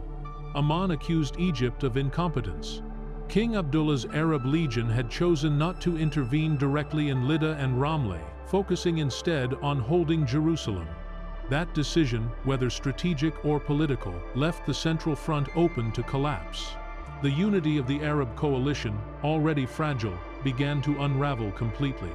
Generals blamed one another. Propaganda replaced coordination. For the first time, whispers of a negotiated settlement began to circulate in some quarters, though. Publicly, all leaders vowed to continue the fight. For Ben-Gurion and his commanders, the success of Operation Danny proved that Israel could not only defend itself, but also act with precision and strength. The IDF had shown it could fight as a modern army, coordinated, mobile, and resilient. Plans were already being drawn for future offensives in the north and south. Yet even amid the optimism, the Prime Minister wrote in his diary, "We must remember what we build today will shape not only the state's borders, but its conscience." The duality of victory, triumph, and tragedy intertwined weighed heavily on him. When the smoke cleared and the echoes of battle faded, the towns of Lydda and Ramleh lay under a heavy, ghostly silence. The mosques still stood, their domes glinting in the sun, but their courtyards were empty. Birds perched on shattered rooftops. The scent of gunpowder hung in the air. The soldiers who now patrolled the streets moved quietly, their boots crunching on broken glass. They were young, some barely 20, and though they had been told they were liberators, the emptiness around them felt like a haunting. In the evenings, as the sun set over the plains, they sat on curbstones, smoking in silence, wondering what would come next. Operation Danny was not just a battle. It was a turning point, the moment when Israel began to move from defense to offense, from survival to strategy. It reshaped the geography of the war, secured the road to Jerusalem, and altered the demographics of central Palestine forever. The first truce had been used well. The second, now approaching, would see an Israel vastly different from the one that had entered the conflict in May. The war was far from over, but its direction had changed. The young nation had found its rhythm in war, and its enemies, once united in purpose, were now adrift in confusion. As the summer night descended over the newly captured plains, the soldiers of Operation Danny rested, under the open sky. Some wrote letters home, others simply lay staring at the stars. The air was warm, the ground still trembling faintly from the day's bombardment. In the distance, faint lights flickered from villages, untouched by battle reminders that life, despite everything, endured. For now, at least, the guns were silent. But everyone knew the silence would not last. Chapter 8. The Southern Front and Operation Yoav the Negev. Desert stretched endlessly beneath the burning autumn sun, a land of sand, stone, and silence, where the horizon shimmered with heat. It was here, in the last months of 1948, that the First Arab-Israeli War would reach its fiercest and most decisive stage. After months of brutal fighting in the center and north, the focus of the war shifted southward, where the Egyptian army remained entrenched across a wide front. Their positions stretched from the Gaza Strip through Majdal, Isdud, and Beersheba, reaching deep into the arid plains that bordered Sinai. For Egypt, this was the last line of defense and the last hope of preserving its dignity after the setbacks of spring and summer. For Israel, the southern front was an open wound. As long as the Egyptians held the Negev, the nation's southern settlements remained isolated, its heartland vulnerable, and its territorial future uncertain. Prime Minister David Ben-Gurion understood this with absolute clarity. "The Negev," he wrote, "is not a wasteland. It is the cradle of our tomorrow." He ordered his generals to prepare a massive offensive one that would break the stalemate, crush the Egyptian positions, and secure the desert for the new state. The operation was codenamed Yoav. In October 1948, the weather turned cooler, but the war burned hotter than ever. Across the front lines, Egyptian soldiers dug trenches and fortified villages, stringing barbed wire and positioning artillery in the wadis, the dry riverbeds that carved through the land. Their morale was low. Supplies were scarce, their chain of command fractured. Many of their officers, veterans of the British-trained army, felt humiliated by the defeats at Isdud and Yad Mordechai months earlier. They had marched into Palestine with pride and promises of swift victory. Now they sat in the dust, their uniforms faded, their hopes sinking with the Sunday. Still, they fought with the resolve of men who knew retreat could mean ruin. Behind them lay the Sinai, before them an enemy growing stronger each day. The Israeli preparations were meticulous. Under the command of General Yigal Allon, 3 brigades, the Negev, Givati, and Yiftach, were assembled for the assault. They were supported by artillery and the now formidable Israeli Air Force, which had grown dramatically since its humble beginnings in May. Pilots trained in Britain, Czechoslovakia, and America flew Spitfires, B-17, flying fortresses, and even light transport planes converted for bombing runs. Their hangars were carved into the desert, and their fuel was rationed like water. Mechanics slept beside the aircraft, repairing them by lantern light, whispering in Yiddish, English, and Hebrew. At dawn on October 15th, the air war began. Israeli planes swept low over the coast, bombing Egyptian airfields at El Arish, Majdal, and Gaza, catching the enemy by surprise. The thunder of the bombs rolled across the dunes. Flames and black smoke rose into the pale sky. Egyptian anti-aircraft gunners fired wildly, but most of their guns were outdated, their coordination broken. Within hours, the Israeli pilots had destroyed or crippled much of Egypt's remaining air power. That same evening, the ground offensive began. Across the desert, Israeli columns moved out under the cover of darkness. Their trucks and jeeps were coated in dust, their headlights were blacked out. Soldiers carried extra canteens and whispered prayers as they advanced. The objective was to punch through the Egyptian defenses along a bested 40-kilometer front, divide their forces, and cut off their supply lines. The desert, with its wide horizons and treacherous sands, offered both danger and opportunity. At Hill 113 near the village of Beit Hanun, Israeli troops clashed with entrenched Egyptian infantry. The fighting was fierce, and close bayonets, grenades, and rifles blazing in the night. The air filled with the acrid scent of gunpowder and the cries of the wounded. By dawn, the Israelis had taken the position, leaving behind dozens of Egyptian dead.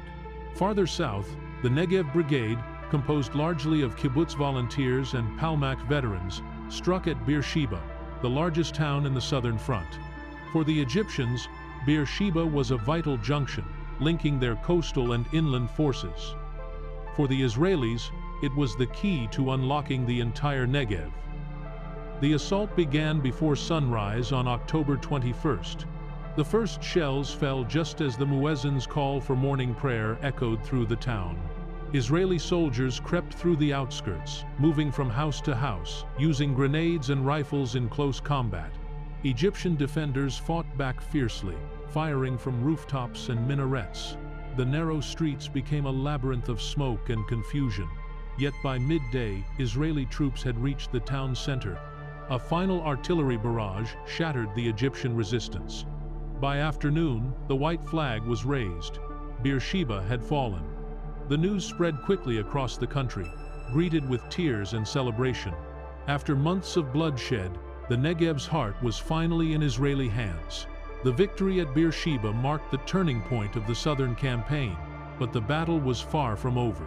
Egyptian units retreating from the town regrouped to the west, forming what would soon become the infamous Fallujah Pocket, a defensive enclave surrounded by Israeli forces.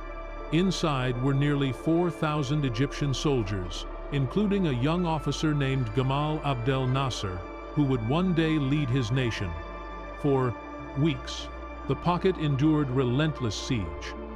Israeli artillery shelled it daily, while aircraft strafed supply convoys attempting to reach it. The Egyptians, trapped and low on food, refused to surrender. They dug deeper trenches, repaired their defenses by night, and flew their national flag defiantly above the ruins. Letters smuggled out of the pocket spoke of hunger and disease, but also of pride. "We are still holding," one soldier wrote. "We are surrounded by death, but we will not bow." Elsewhere along the front, Operation Yoav unfolded with remarkable speed. The Egyptian lines, overstretched and brittle, began to collapse. Israeli forces swept through the coastal plain, capturing Isdud, Majdal, and Ashdod. Columns of prisoners marched north under guard, their faces weary but relieved to be alive. The IDF's logistics teams moved in swiftly, repairing roads, reopening supply routes, and establishing new forward bases. For the first time, Israel controlled an unbroken line of communication from Tel Aviv to the Negev. The sense of momentum was electric.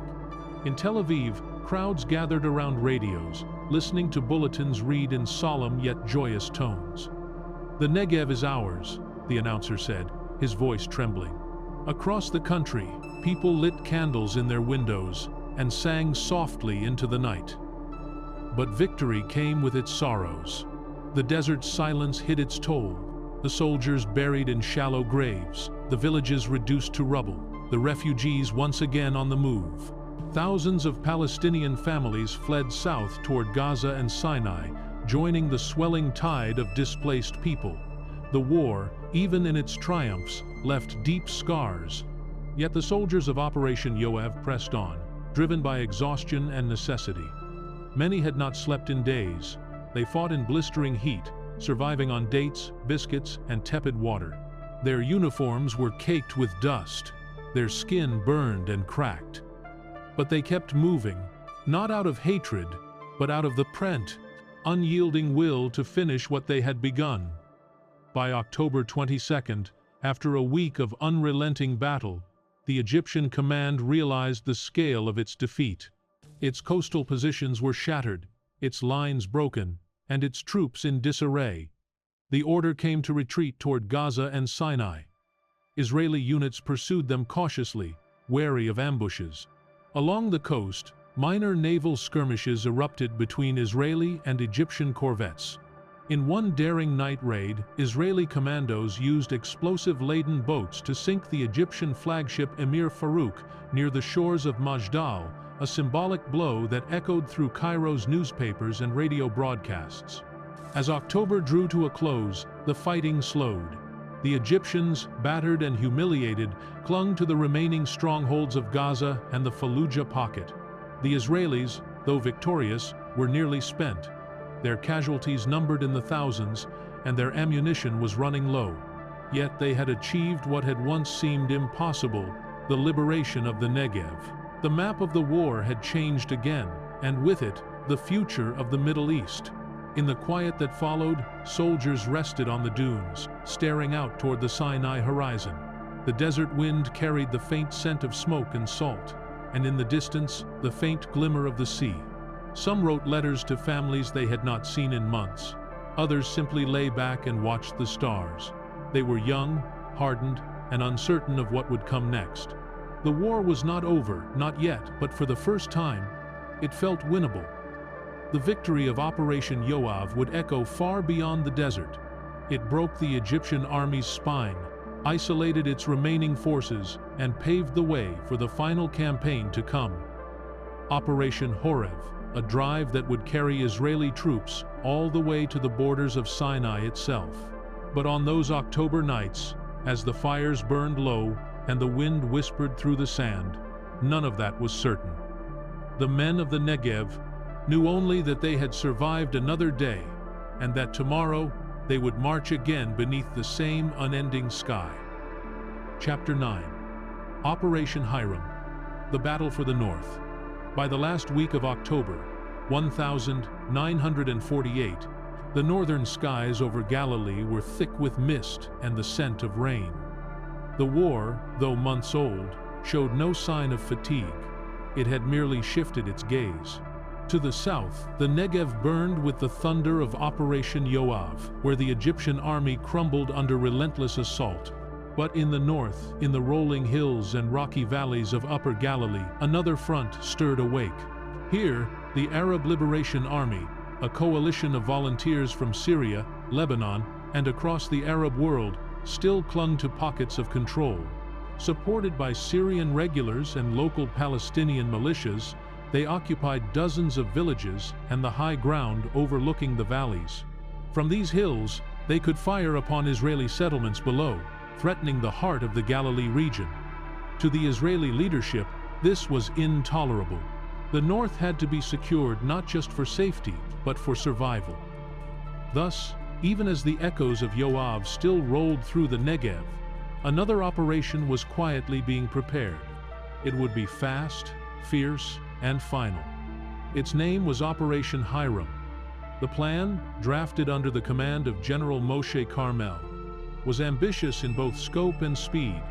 In less than 48 hours, 4 Israeli brigades, Golani, Carmeli, Oded, and Sheva, would sweep across the Galilee in a coordinated assault designed to shatter the Arab Liberation Army's lines and push the remaining Syrian and Lebanese forces out of Israeli territory.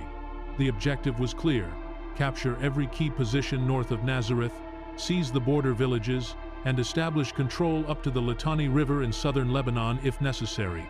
The timing was crucial. The UN was already pressuring both sides for renewed ceasefire talks, and Israel knew it had only days before diplomacy once again froze the lines. "We must act," General Carmel wrote in his operational order, "while the world still sleeps." On the night of October 28th, as darkness fell over the Galilee, Israeli artillery opened up across a front nearly 40 kilometers wide. The thunder rolled across the hills, echoing off the stone terraces and olive groves. In villages from Tarshiha to Jish, windows shattered under the concussion of shells. Civilians fled into the valleys, carrying children and bundles of blankets. The Israeli infantry began its advance just before midnight. The soldiers moved swiftly, ghost-like through the mist, guided by the glow of tracer fire and the crackle of radios. Many of them were veterans of earlier campaigns, men who had fought at Latrun, Beersheba, and Isdud. Their boots were worn, their uniforms patched, but their spirit was unbroken. They marched not for glory, but for an end. The Golani Brigade, advancing from the south, struck first at Safsaf, a fortified village guarding the road to Meron. Resistance was heavy. The defenders, drawn from the Arab Liberation Army, had dug trenches and positioned machine guns along the ridges. The firefight lasted through the night, bullets tearing through the dark. When dawn came, the Israeli troops stormed the village under covering fire. By noon, Safsaf fell. Smoke rose from its stone houses, curling into the pale sky. The Carmeli Brigade pressed eastward toward Tarshiha and Jarmuk, facing a mix of Syrian soldiers and local volunteers. The terrain was brutal: steep hills, narrow tracks, and valleys filled with thorny brush. But the Israelis moved with precision, using artillery to soften resistance before advancing in small groups. Their coordination, honed during the truce months, showed its power. As the day wore on, the operation unfolded like clockwork. In less than 24 hours, Israeli forces captured Meron, Safed's outskirts, and Tarshiha. The defenders began to crumble. Many fled north toward Lebanon, leaving behind weapons, radios, and hastily scrawled messages. the once confident Arab Liberation Army was disintegrating. Its leader, Fawzi al-Kawuji, who had vowed to retake the Galilee months earlier, now found himself cut off from his units, retreating under bombardment. Israeli columns moved faster than the retreating forces could regroup. Tanks and half-tracks rolled along roads that days earlier had been impassable. Every hill captured opened a new view of the valleys below. Valleys dotted with olive trees, streams, and the pale smoke of abandoned villages. Yet victory was not without its weight. In the chaos of the retreat, many civilians were caught in the crossfire. Some fled north across the border. Others hid in caves and forests, waiting for the gunfire to fade.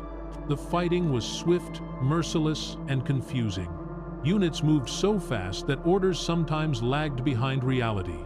By the evening of October 29th, the Israeli army had overrun nearly all of Upper Galilee. Only scattered resistance remained in the villages near the Lebanese border. General Carmel, following his original orders, decided to press the advantage. At dawn on October 30th, Israeli troops crossed into southern Lebanon. It was a daring move, politically risky, militarily audacious. Within hours, they captured Hunin, Maroun al-Ras, and several smaller villages, advancing as far as the Litani River before halting.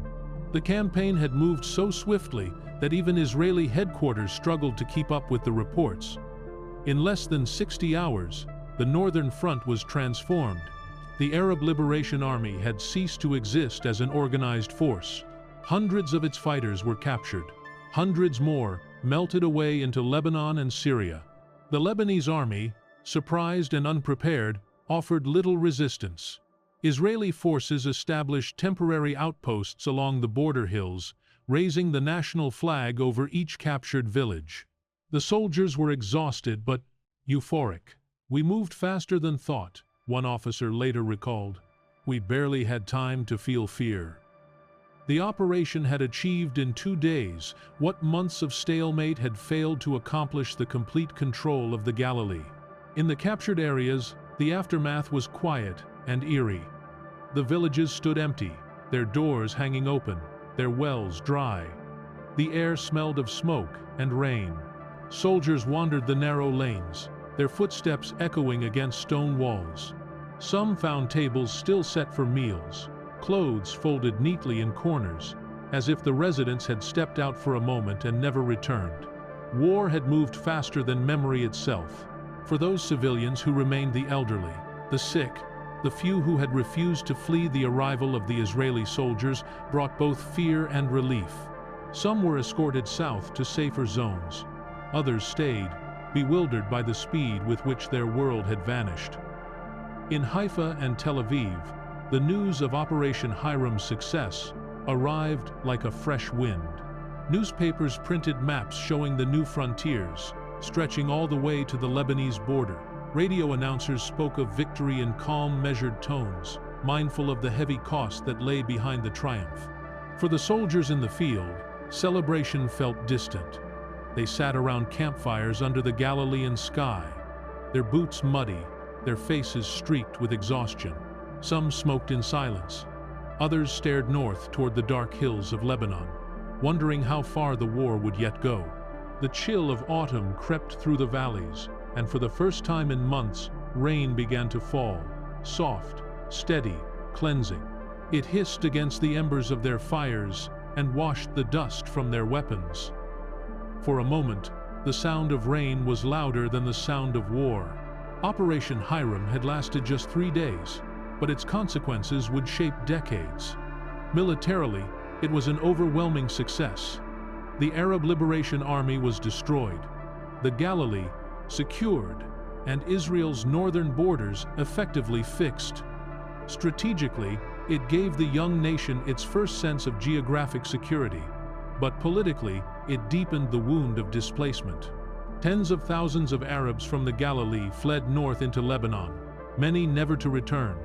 Their villages, once vibrant with life, would soon fall silent, their names fading from maps and memory. The land had changed hands, but at a price that could not be measured in lines or statistics. In Damascus and Beirut, The reaction was bitter disbelief. Syria's generals blamed the Lebanese for cowardice. Lebanon's leaders condemned the Syrians for abandoning the front. The Arab League, already fractured by rivalry and pride, fell into argument. For Israel, the victory was total, yet even as its generals mapped the new positions, its politicians prepared for renewed diplomacy. The United Nations was calling for another ceasefire, and this time, Israel would negotiate from a position of strength. When the guns finally fell silent in the Galilee, the fog of war returned thick, quiet, and endless. The soldiers packed their gear and began marching south again, leaving behind only footprints and fading echoes.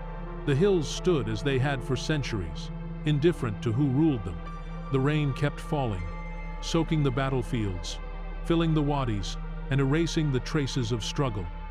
And as the clouds drifted over the Galilee, the war itself seemed to hold its breath. The north was secure, the south was nearly won, but one final storm remained on the horizon. Chapter 10. Operation Horeb. The final campaign winter came late to the desert that year. By December 1948, the winds across the Negev carried a faint chill, and the air smelled of rain and dust.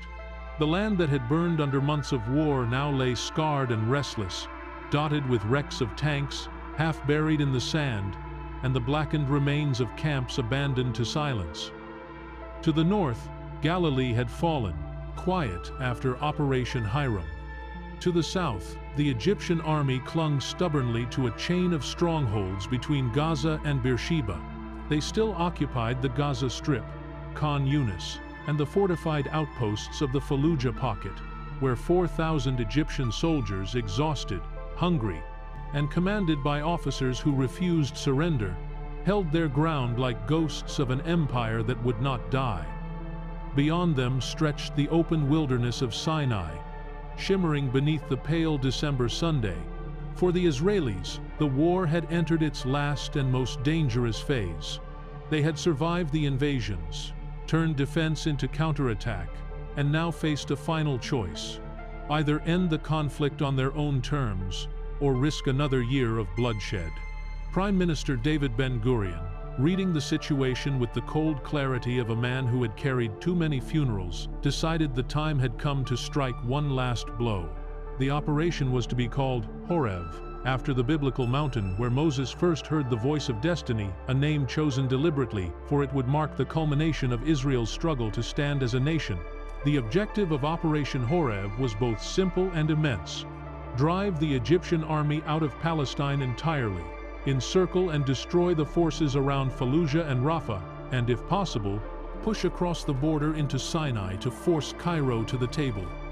Command was given to Yigal Allon, the architect of the victories in the Negev and Galilee.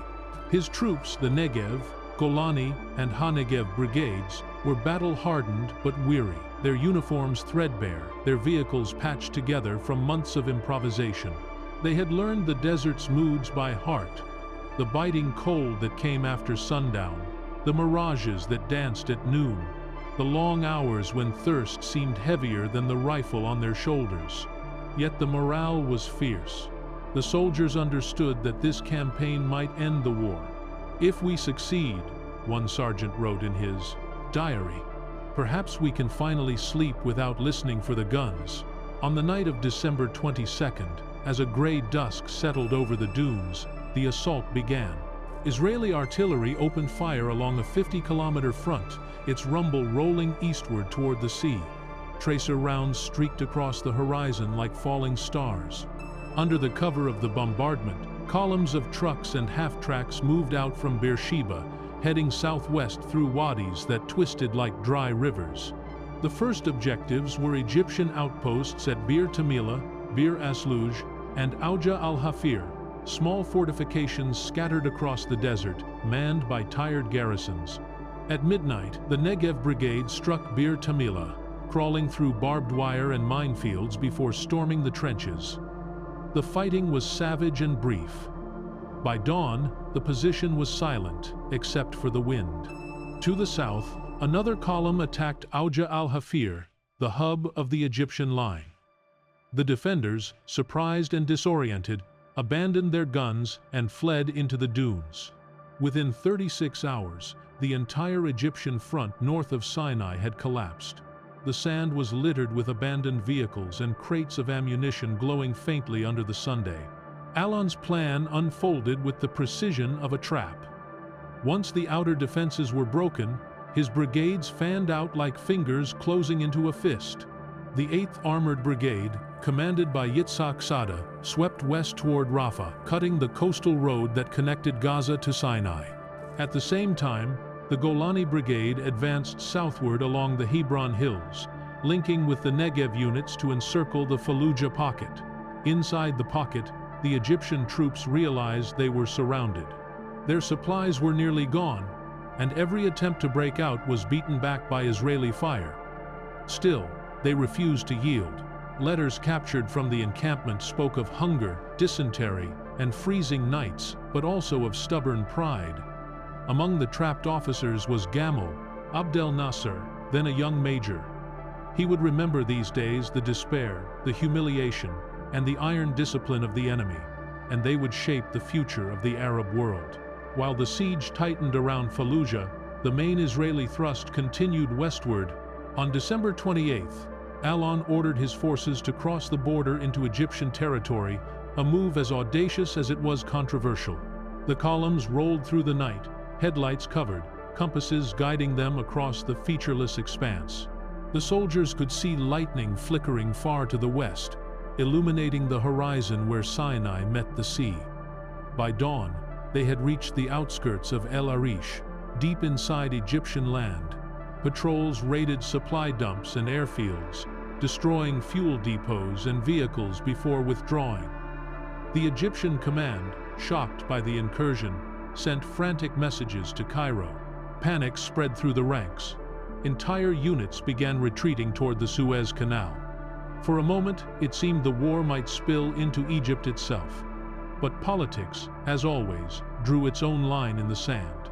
Britain, still the formal protector of Egypt, under the 1936 treaty, issued a stern warning that any deeper Israeli advance would provoke intervention. Ben-Gurion, wary of jeopardizing the fragile legitimacy of his state, reluctantly ordered a halt. The troops were pulled back from El Arish, though the operation had already achieved its goal. The Egyptian army was broken, its remaining forces bottled up around Gaza and Fallujah. Diplomats in New York and Geneva began to speak of ceasefire and armistice. Even in Cairo, voices once raised in defiance now whispered of exhaustion. Back on the battlefield, the final act unfolded at Rafah in early January 1949. The town, a cluster of low stone buildings surrounded by dunes, guarded the road between Gaza and Sinai. For days it was pounded by artillery and strafed from the air. The Egyptians fought bitterly, but the outcome was inevitable. On January 3rd, the last resistance collapsed. The Israeli flag was raised over the ruins, fluttering weakly in the desert wind. The following day, the guns along the southern front fell silent. The long war, which had begun with chaos and despair 8 months earlier, was ending in weary triumph. In the days that followed, envoys traveled between Tel Aviv, Cairo, and Rhodes, where the United Nations arranged the first direct negotiations between the combatants. Egypt, the largest of the Arab states, was the first to agree to terms. On February 24, 1949, an armistice was signed. The agreement recognized the Negev as Israeli territory and granted Egypt control of the Gaza Strip. The Fallujah pocket, where the encircled soldiers had held out for 70 days, was evacuated honorably. The Israeli officers saluted their adversaries as they marched out under the white flag. One witness later wrote, "They left like men who had lost a battle, not their pride." It was an image both sides would remember. With Egypt's signature, the dominoes began to fall. Lebanon signed its own armistice on March 23rd. Jordan followed on April 3rd, and Syria, after weeks of internal turmoil, joined on July 20th. Each agreement drew new lines across the map, fragile borders that would come to be known as the Green Line. The war had redrawn not only geography, but the rhythm of the region itself. Over 6,000 Israelis and tens of thousands of Arabs were dead. Entire communities had vanished. New ones were rising from tents and ruins. Yet amid the ashes, the newborn state of Israel had survived. It had begun the war as an experiment. It ended it as a fact. In Israel, the news of peace was met not with parades, but with silence. People gathered around radios in cafes and shelters, listening as the announcer's voice trembled through the static. An armistice has been signed. The fighting has ceased. Mothers wept softly. Fathers exhaled the breath they had been holding since May. In the Negev, soldiers who had slept in trenches now lay on their backs in the sand, staring at a sky empty of smoke for the first time in months. Some lit cigarettes, others prayed. The wind moved through the dunes, carrying away the last echoes of gunfire. In Cairo, too, the mood was heavy. The government called it a ceasefire, not a peace. Pride demanded the distinction. Yet beneath the rhetoric lay relief. The war that had begun with the promise of swift victory had ended in humiliation and exhaustion. Among the officers returning from the front was Nasser, his heart hardened by the memory of encirclement and defeat. From that bitterness, a new kind of nationalism would grow, one that, years later, would reshape the Arab world again. The landscape of the South bore witness to all that had passed. The wrecks of tanks lay half buried in the sand, their steel shells rusting beneath the pale light. The graves of Israelis and Egyptians stood side by side, marked by simple stones.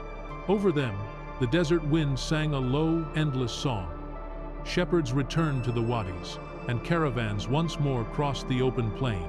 The war was over, but its echoes lingered in every gust of wind, every grain of sand that glittered under the Sunday. As the first piece of a fragile new era settled over the Negev, Ben-Gurion stood on a hill near Beersheba and looked out across the desert his soldiers had won. To his companions he said nothing for a long time. Then, softly, he whispered, "This is where Israel will grow." The horizon stretched before him, vast, empty, and full of possibility.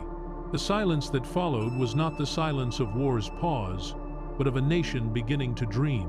Chapter 11. The Aftermath and the Exodus.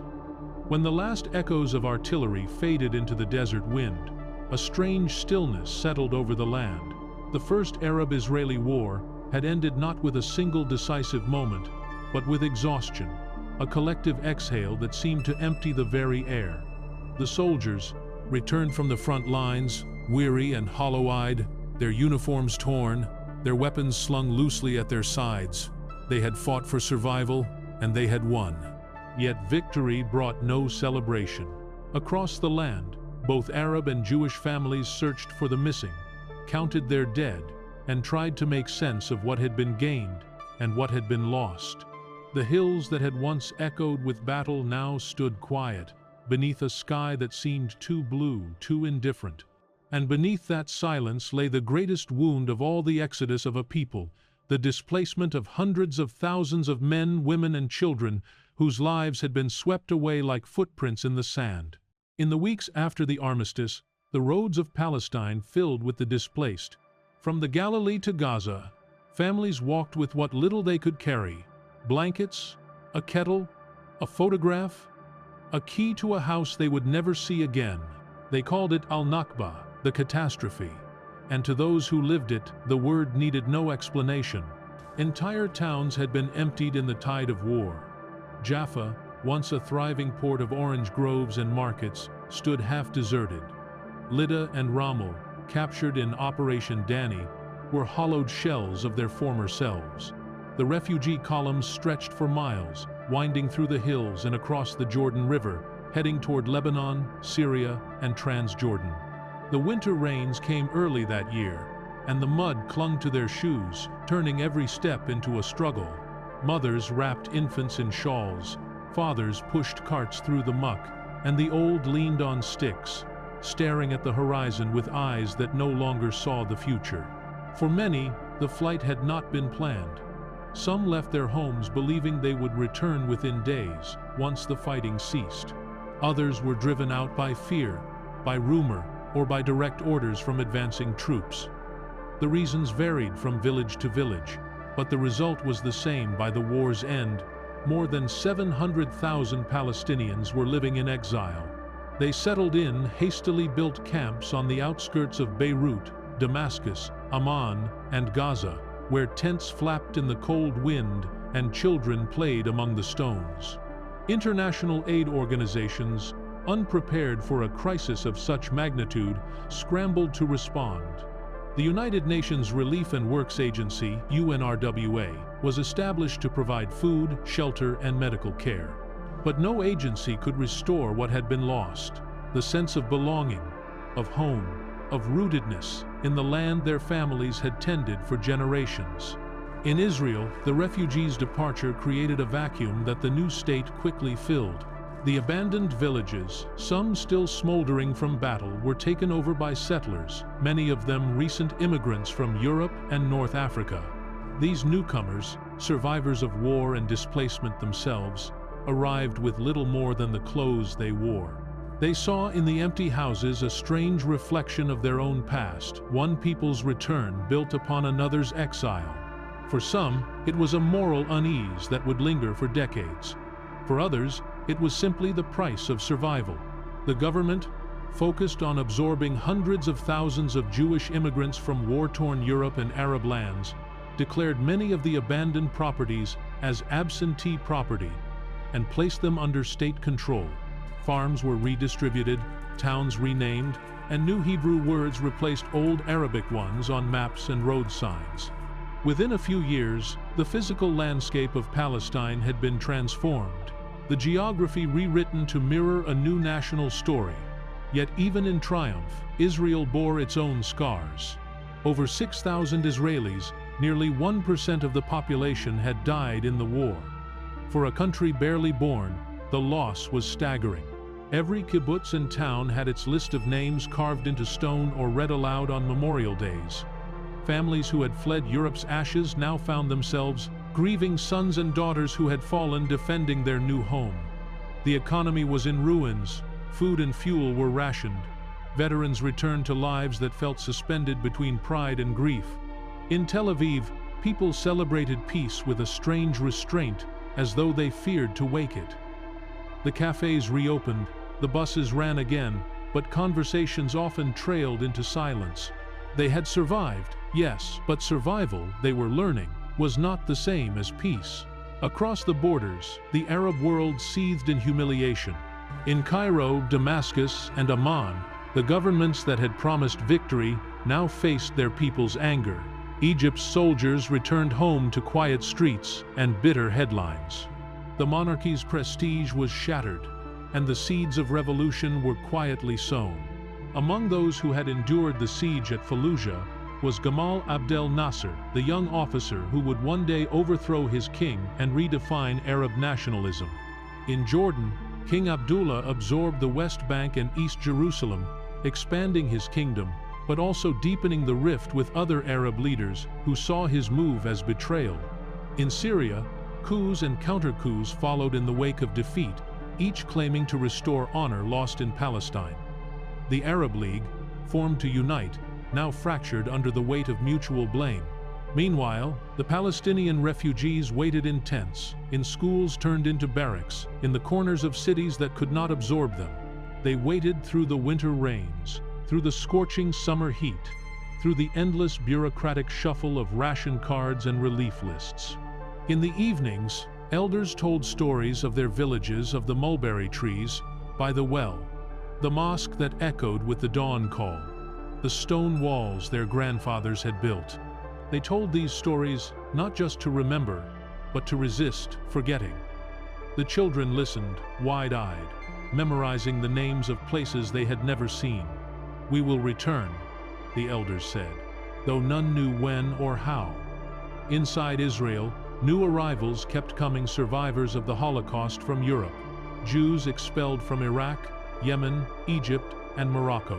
Their stories mingled with those of the land's past, forming a tapestry of loss and renewal unlike any other.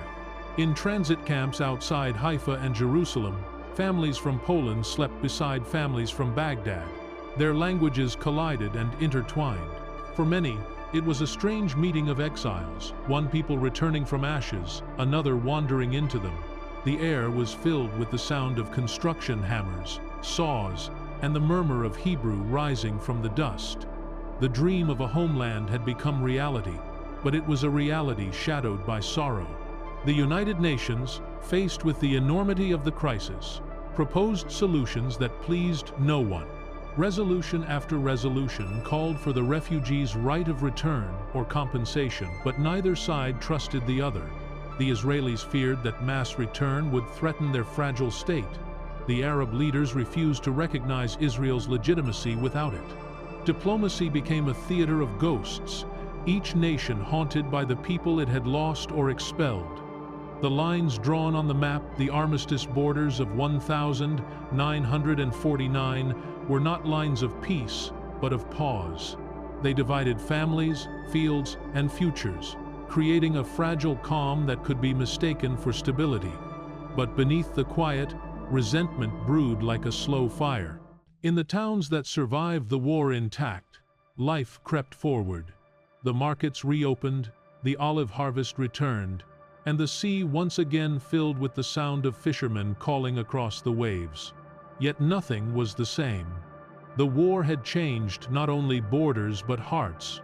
Jews and Arabs alike carried the memory of 1948 as both triumph and tragedy, creation and catastrophe.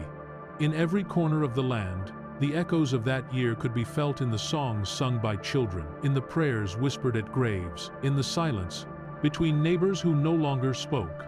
And so, as 1949 gave way to a new decade, the dust of war began to settle, but its shadow did not fade. The refugees remained where they were, the borders hardened, and the uneasy calm of the armistice became the foundation of an uncertain peace. For Israel, the war had forged identity and independence. For the Arabs, it had created a wound that would not close. Between them lay a line of separation invisible to the wind, yet carved deep into the soul of the Middle East. At night, when the fires burned low in the refugee camps and the lights of the new Israeli towns twinkled across the hills, the same wind moved between them, carrying the smell of the sea, the rustle of olive branches, and the faint murmur of prayers spoken in two tongues.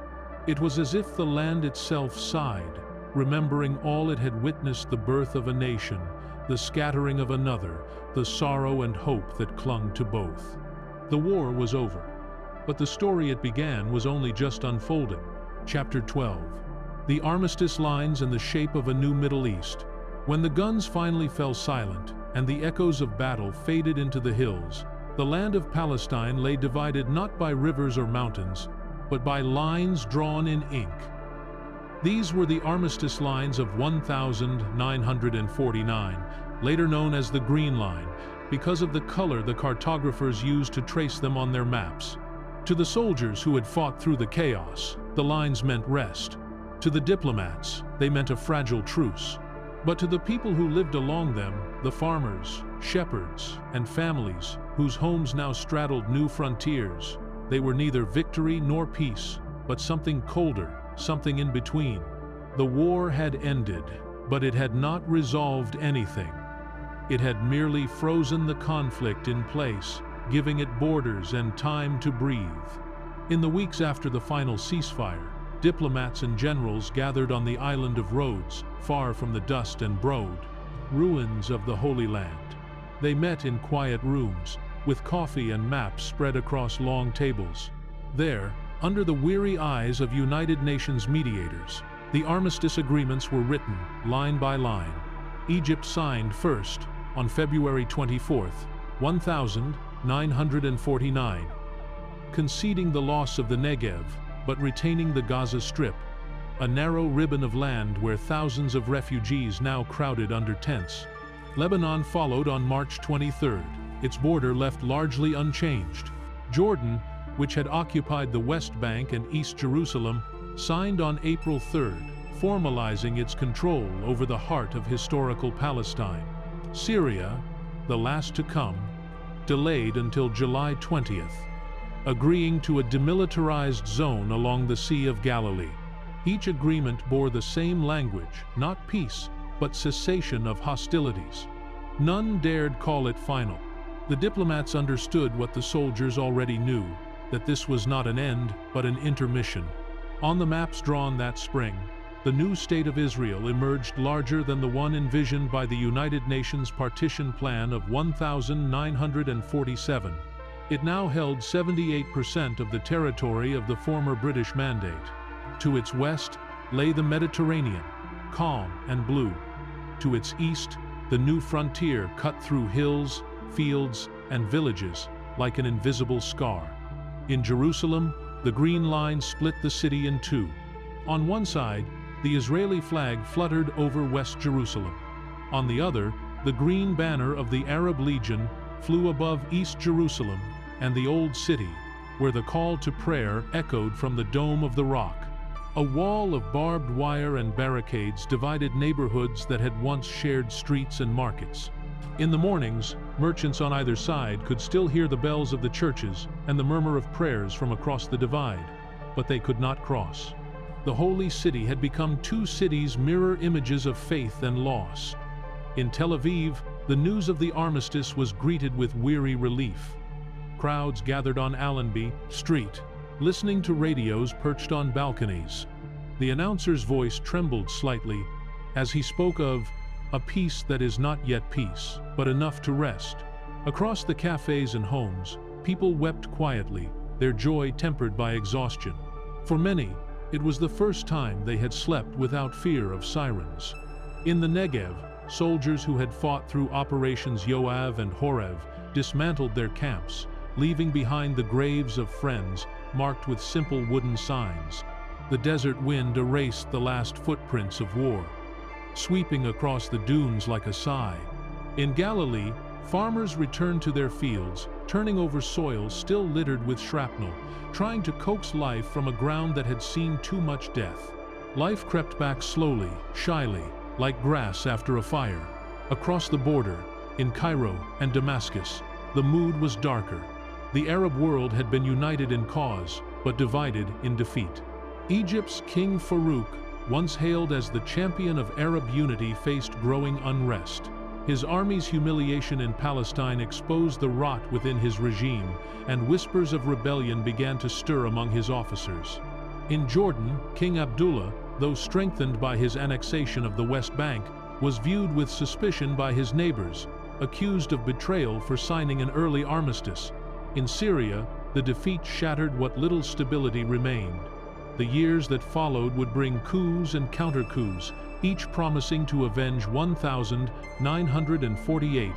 For the Arab world, the Green Line was not just a border, it was a reminder of loss, a wound left open for the next generation to inherit. Yet even amid anger and mourning, a quiet transformation began. The Middle East, that emerged from the 1949 armistice, was no longer the same region that had entered the war a year earlier. The British Empire, once the overseer of Palestine, had withdrawn in exhaustion. The United States and the Soviet Union, watching from afar, now turned their attention toward the new balance of power. Israel became a symbol admired by some as a miracle of rebirth, condemned by others as the product of injustice. Its very existence reshaped the political gravity of the region. For the Arab states, the defeat sparked a new wave of nationalism, secular and militant, led by officers who had fought in the war and vowed never to suffer such humiliation again. Among them was the young Egyptian, Gamal Abdel Nasser, who would rise to power within a few years and ignite the next chapter of struggle. Inside Israel, the months after the armistice were filled with both rebuilding and reckoning. The soldiers who had fought through the war now helped build roads, plant trees, and settle new immigrants arriving by the tens of thousands. Camps of Holocaust survivors emptied into towns still marked by bullet holes. Ships from North Africa brought families fleeing persecution, their voices mixing with the Yiddish, Polish, and Hungarian spoken in the streets. The government worked feverishly to integrate them all, turning refugees into citizens. For every success, there was also unease. Beneath the surface of national pride lay questions that no one yet knew how to answer. What would become of the Palestinian refugees? How long could peace last when it had been signed without reconciliation? And could a nation born from war ever learn to live without it? In the refugee camps beyond the borders, the answers took a different shape. The displaced families clung to keys, small rusted symbols of homes they still dreamed of. School teachers in the camps began each morning by reciting the names of lost villages: Deir Yassin, Lida, Al-Birwa, Bazan, and hundreds more. Children grew up learning geography from memory maps drawn in the sand. The armistice had created not just new countries, but new identities. Israeli and Palestinian, each defined by the same event. Seen from opposite sides of sorrow, the diplomats who had drafted the Green Line hoped it would be temporary, a placeholder, until permanent peace could be reached. But as months turned into years, the line hardened into reality. Fences were built, patrols established, and fields divided. A generation was born that would never know the land without borders. The geography of the war became the geography of daily life. Permits, checkpoints, passports, and yet, even in separation, there remained threads of connection. Bedouin traders still crossed the Negev. Fishermen still cast their nets along the same coastline. And at night, from the hills of Jerusalem, the lights of both halves of the city flickered together under the same stars. Beyond the borders, the wider world watched. In Europe and America, newspapers wrote of the miracle in the desert, a new democracy rising from the ruins of war. The images of young pioneers planting trees and draining swamps filled headlines, often ignoring the villages left behind. In the Arab world, the same story was told in reverse, a tale of dispossession, betrayal, and endurance. The two narratives diverged, yet they were bound to the same truth, that history had turned a corner, and nothing could go back to what it was before. By the end of 1949, the map of the Middle East had stabilized, but the emotions beneath it had not. The Green Line became not only a border between armies, but a frontier between memory and hope. On one side stood a people building a nation from ashes. On the other, a people scattered, dreaming of return. Between them lay silence, a silence heavy with everything that words could not reconcile. When the first spring after the war arrived, wildflowers began to bloom again across the fields where tanks once stood. The grass grew over the trenches, the wind softened, and the birds returned to the skies untroubled by gunfire. In the mornings, shepherds led their flocks across the hills, following ancient paths that ignored human lines. To the land itself, borders meant nothing. The olive trees, scarred by shrapnel, blossomed again. The sea kept its rhythm, and though men called it peace or truce, the earth called it by a simpler name, rest. But for those who had lived through 1948, that rest was uneasy. They knew that the armistice lines drawn on maps could not contain what burned in the hearts of millions. The war was over, yes, but its memory lived on, waiting quietly, shaping the destiny of the generations yet to come. Chapter 13. The birth of Israel and the rebirth of Arab nationalism. The guns had fallen silent, but the world that emerged from their thunder was unrecognizable. In the winter light of 1949, as the armistice lines hardened into borders and refugees built their lives from dust and memory, two forces were quietly being born. One, a small nation rising from the ashes of exile. The other, a storm of pride and resentment gathering across the Arab world. The first Arab-Israeli war had not simply ended a chapter. It had rewritten the book. From its aftermath came both the birth of Israel and the rebirth of Arab nationalism, twin destinies that would define the Middle East for generations. In Tel Aviv, where the waves of the Mediterranean lapped gently against the shore, the newborn state of Israel was beginning to take shape. Its leaders, many of them former revolutionaries and scholars, faced a task of impossible scale. The country was exhausted, its infrastructure shattered, its economy strained, its population swollen by refugees. Yet amid the shortages and grief, There was also a fierce sense of purpose. Factories reopened, farms expanded, and the ports were crowded with ships carrying new immigrants. From the ruins of Europe came survivors of the Holocaust, carrying the ghosts of their families and the fragile hope of belonging.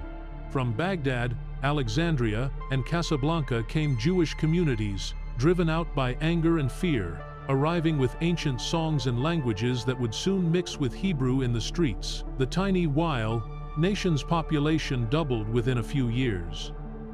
It was chaos, but it was also creation. People lived in tents, worked without rest, and dreamed without apology. For them, 1948 had not been just a war of independence, it was a resurrection. The government, led by David Ben-Gurion, moved quickly to turn survival into permanence. The law of return declared that any Jew, anywhere in the world, had the right to come and live in Israel, a law rooted in history's deepest wound. Ministries were established, schools reopened, and Hebrew, once the language of prayer, became the language of daily life. It was a transformation both spiritual and political. A people scattered for 2,000 years now building their own nation-state. Yet even in its triumph, Israel carried the weight of contradiction. It was a country founded on the promise of refuge, but born amid another people's exile. Every new house raised upon a hill, every plowed field, was shadowed by the ruins of villages left behind. The government called it redevelopment, but in the quiet spaces of the night, some asked harder questions. What does it mean to return, when return for one means loss for another? In the army barracks and classrooms of this new society, a generation of Israelis came of age who had never known anything but war. They grew up hearing stories of the siege of Jerusalem, of the battles at Latran, of the miracles at Beersheba and the Negev. To them, survival was not a triumph but a duty. Their teachers spoke of vigilance, of the need to remain strong in a hostile region. The trauma of 1948 became part of the nation's DNA, shaping its politics, its art, even its humor. Yet there was also idealism, the belief that a state born in struggle could one day bring peace through strength. That paradox, fear and hope intertwined, became Israel's heartbeat. Across the borders, however, the same war had sown very different seeds. In Cairo, Damascus, Baghdad, and Amman, the defeat of 1948 was not seen as a single battle lost, but as a collective humiliation. The Arab nations had gone to war to prevent what they saw as the theft of Palestine, and they had failed. Their leaders, many of them kings and aristocrats tied to colonial powers, had promised glory and delivered despair. The soldiers who returned from the front carried stories not only of military defeat, but of corruption, incompetence, and betrayal. The old order monarchies and patronage systems inherited from the colonial era began to crack under the weight of anger, the streets filled with whispers of rebellion. In Egypt, the veterans of Fallujah and Rafah returned home with bitterness in their hearts. Among them was a young major named Gamal Abdel Nasser, who had seen firsthand the chaos of command and the weakness of the ruling elite.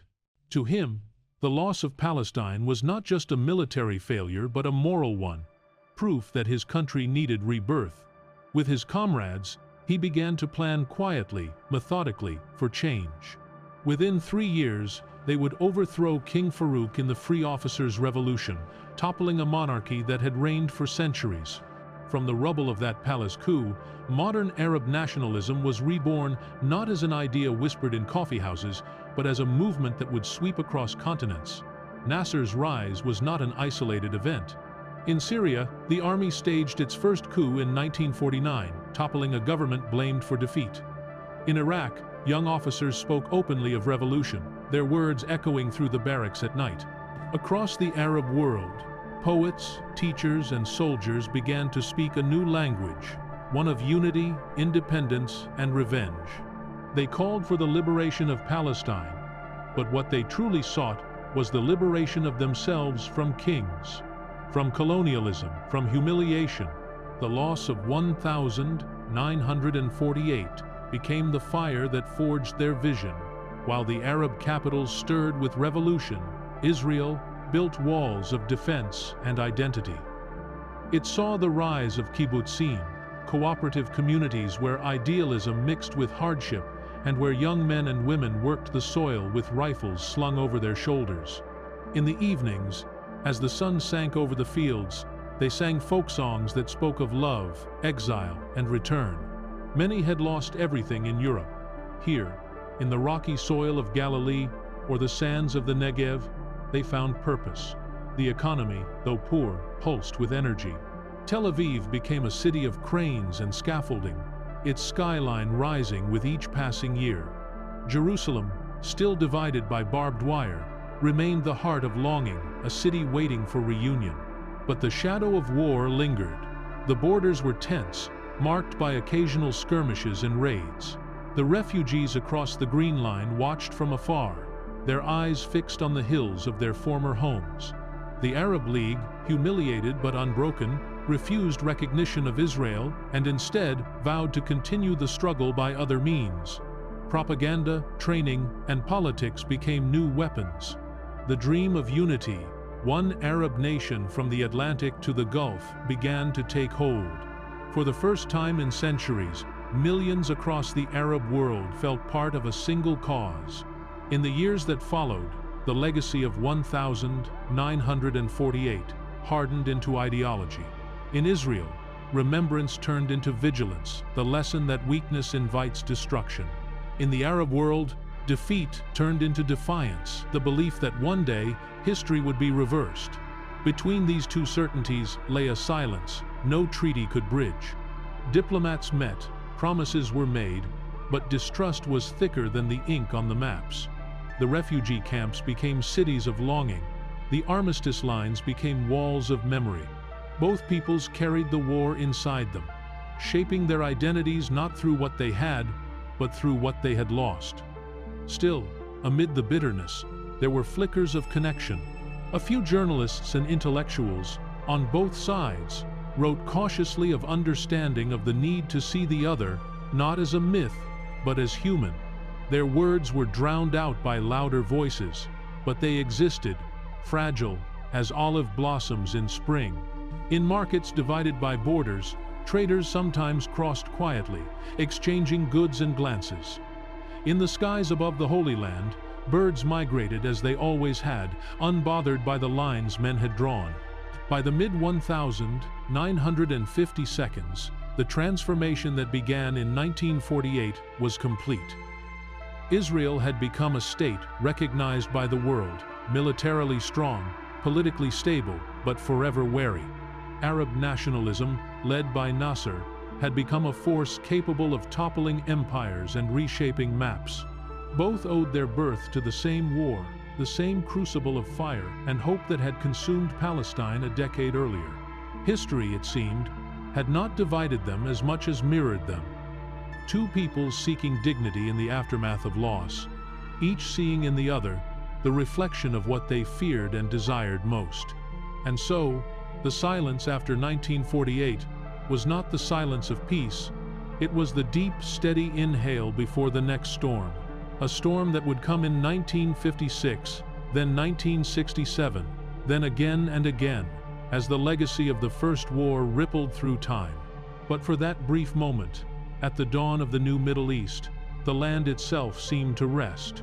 The fields bloomed, the rivers flowed, and the sun rose over cities, still smelling faintly of smoke and jasmine. People married, planted trees, built homes, and buried the past as best they could. Yet beneath the calm, the earth still remembered the footsteps of those who had walked away, and the wind still carried the echoes of a promise unfulfilled. Chapter 14. The Divided City, Jerusalem Between Two Worlds. Jerusalem, eternal and fragile, stood at the crossroads of victory and loss. When the war ended in 1949 and the diplomats drew their lines across maps, none of those lines could truly capture what Jerusalem meant. For centuries, the city had been the meeting point of faiths and the symbol of endurance, where prophets walked, where kings ruled and fell. where stones still whispered prayers in languages long forgotten. Yet now, after the guns of 1948 had fallen silent, Jerusalem was no longer one city, it was two. Split by barbed wire, shadowed by snipers, and haunted by memory, it had become a living wound, sacred, divided, and suspended between heaven and earth. The Green Line, that thin streak of ink drawn during the armistice, cut through the heart of the holy city like a scar. To the west, the Israeli flag fluttered over the government buildings of the new state, its blue stripes bright against the pale stone. To the east, the Arab Legion held the old city, with its domes, towers, and centuries of sanctity. Between them stretched a no-man's land, a strip of ruin, where streets ended abruptly in rubble, where silence hung heavy, and where every movement risked a bullet. The barbed wire snaked across backyards, through courtyards, and down alleys, once filled with merchants and pilgrims. Families were divided. Neighbors who had once shared bread now shouted greetings across barricades. At night, when the wind was still, one could hear the call to prayer from the minarets of East Jerusalem, mingling with the distant bells of West Jerusalem's churches, echoes of a unity that no longer existed. For Israel, West Jerusalem became both capital and symbol, the seat of government and the embodiment of resilience. It was here, amid the shattered buildings, that David Ben-Gurion declared the city the eternal capital of the Jewish people. Ministries moved into hastily repaired offices. The Knesset, Israel's new parliament, convened in the former British administrative buildings. Streets that had been battlegrounds only months earlier were renamed after prophets and heroes: Herzl, Jabotinsky, King David. Refugees from the old city's Jewish quarter, expelled after its fall, to the Arab Legion, resettled in new neighborhoods built in haste, their windows facing the line that kept them from the places they had lost. Every sunrise over West Jerusalem was a reminder of survival, and every sunset a reminder of exile. The soldiers who patrolled the borders along King David Street and Mandelbaum Gate carried not only rifles but a sense of sacred duty to guard what had been reclaimed and to wait, silently, for the day they might walk again to the Western Wall. Across the divide, East Jerusalem lived under Jordanian rule, its skyline dominated by the golden dome of Al-Haram al-Sharif, the Temple Mount. The narrow lanes of the old city, once alive with the mix of languages and faiths, now carried only the echo of footsteps. The Jewish quarter lay in ruins, its synagogues destroyed, its homes empty. In their place, new inhabitants moved in families displaced from elsewhere, seeking shelter in the old stone houses. The Arab Legion, disciplined and proud, kept strict order. They guarded the holy sites with reverence and control. For the Muslim and Christian residents of East Jerusalem, the end of the war brought both relief and melancholy. They had retained the sacred heart of the city, the Dome of the Rock, the Church of the Holy Sepulchre, the Via Dolorosa, but they had lost the open city they once knew. What had been a crossroads of the world was now a border post. The line between the two Jerusalems was narrow but absolute. Barbed wire fences and concrete walls divided streets like Suleiman Road and Musrara. UN observers patrolled the boundary in white jeeps marked with blue letters, their presence a thin shield against renewed conflict. They watched as children played on either side of the wire, waving cautiously to each other but never daring to cross. Once, a soccer ball rolled into no man's land, and two boys, one Arab, one Jewish, crept toward it from opposite sides. The silence broke with a single gunshot into the dirt, and both ran back, trembling. The ball remained, resting in the dust, a symbol of innocence caught between worlds. For nearly 2 decades, this divided city endured in uneasy balance. On holy days, pilgrims from around the world came to both sides. Catholics to the Church of the Holy Sepulchre, Muslims to the Al-Aqsa Mosque, Jews to the edge of the Western Wall that they could no longer touch. They prayed under the same sky, but lived under different flags. And yet, in the quiet hours of dawn, when the mists lifted from the Mount of Olives and the sun gilded the city's domes in gold, Jerusalem still felt whole. Birds crossed freely where people could not. The air carried the mingled scents of incense, jasmine, and dust, proof that the city itself refused to surrender to division. But the scars deepened with time. West Jerusalem grew and modernized, filled with schools, universities, and theaters. East Jerusalem, more ancient and constrained, remained a labyrinth of stone and shadow. The barbed wire became more than a physical barrier. It became a psychological one. To Israelis, it represented loss and longing. To Jordanians, it represented defense and dignity. To both, it was a reminder that the city at the center of the world was still unfinished. Diplomats spoke of solutions, internationalization, joint administration, neutral zones. But the city defied logic. Jerusalem belonged to too many hearts to belong wholly to any one hand. Every attempt to discuss its future ended in silence or shouting.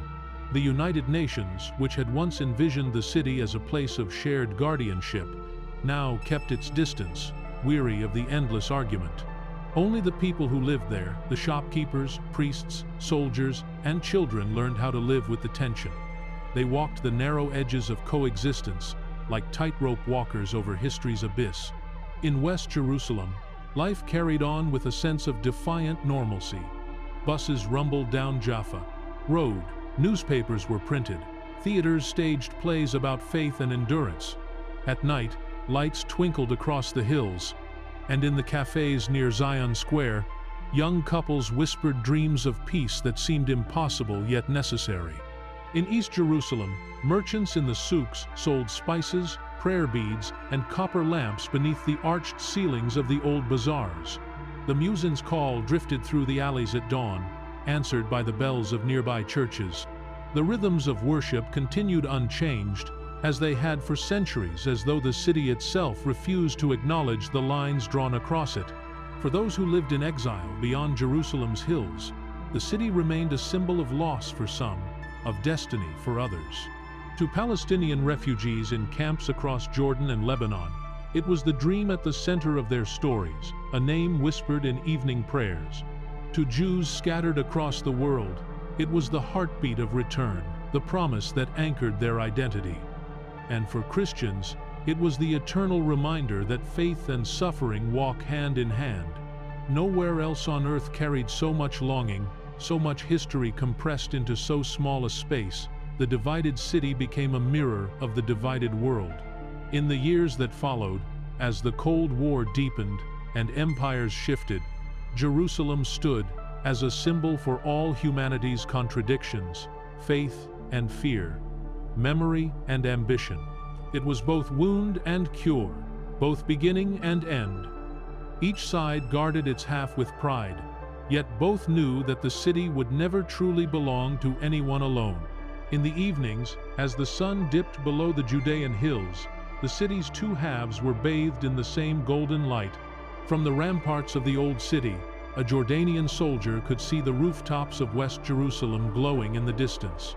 From the government buildings on the western hill, Israeli sentries could see the gleam of the Dome of the Rock, and though their uniforms were different, their hearts carried the same quiet yearning to walk the whole city freely, without fear, as their ancestors once did.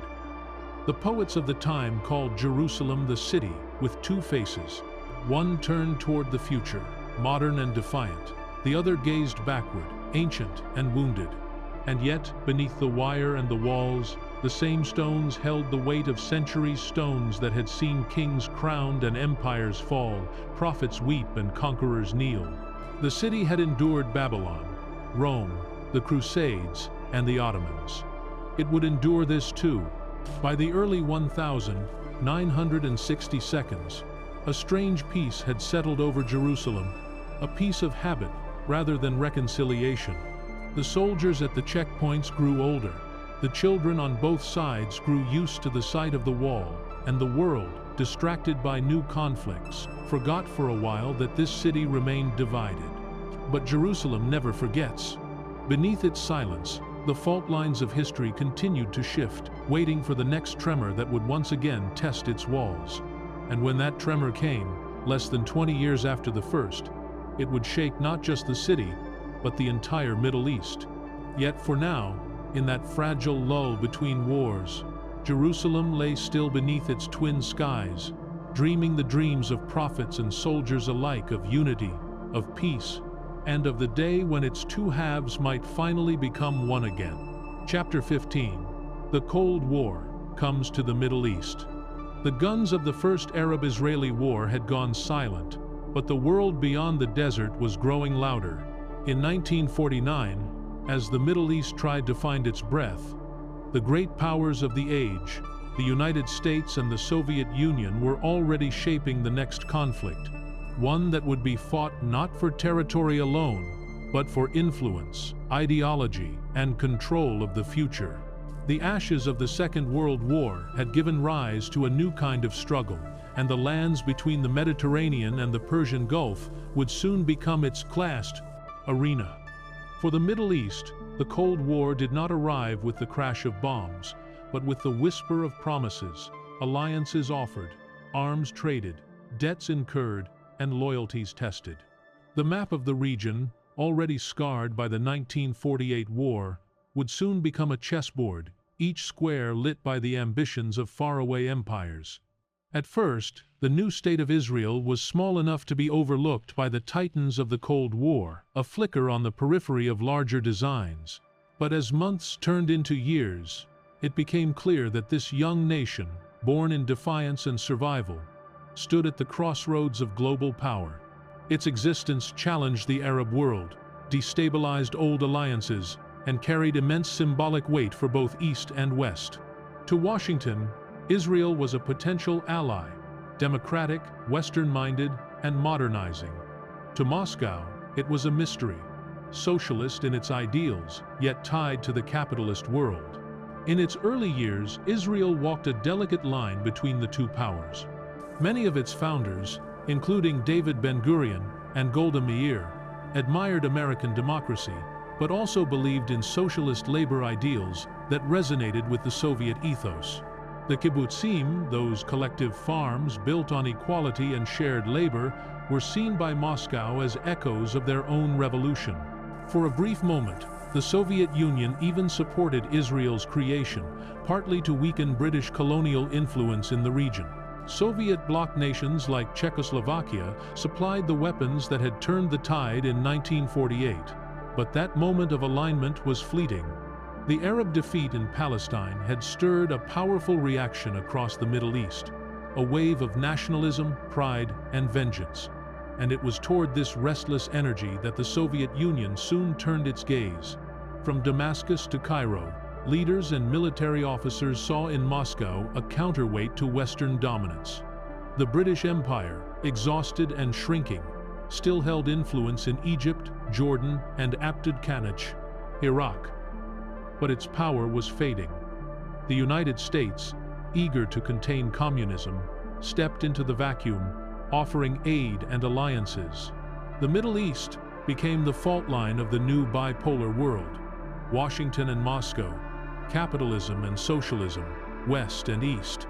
And caught between them were nations still learning how to stand on their own. In Egypt, King Farouk ruled in splendor, but the defeat of 1948 had stripped his authority bare. His army was humiliated, his people restless, and his palace isolated from the hunger and poverty outside its gates. Among his officers, resentment simmered.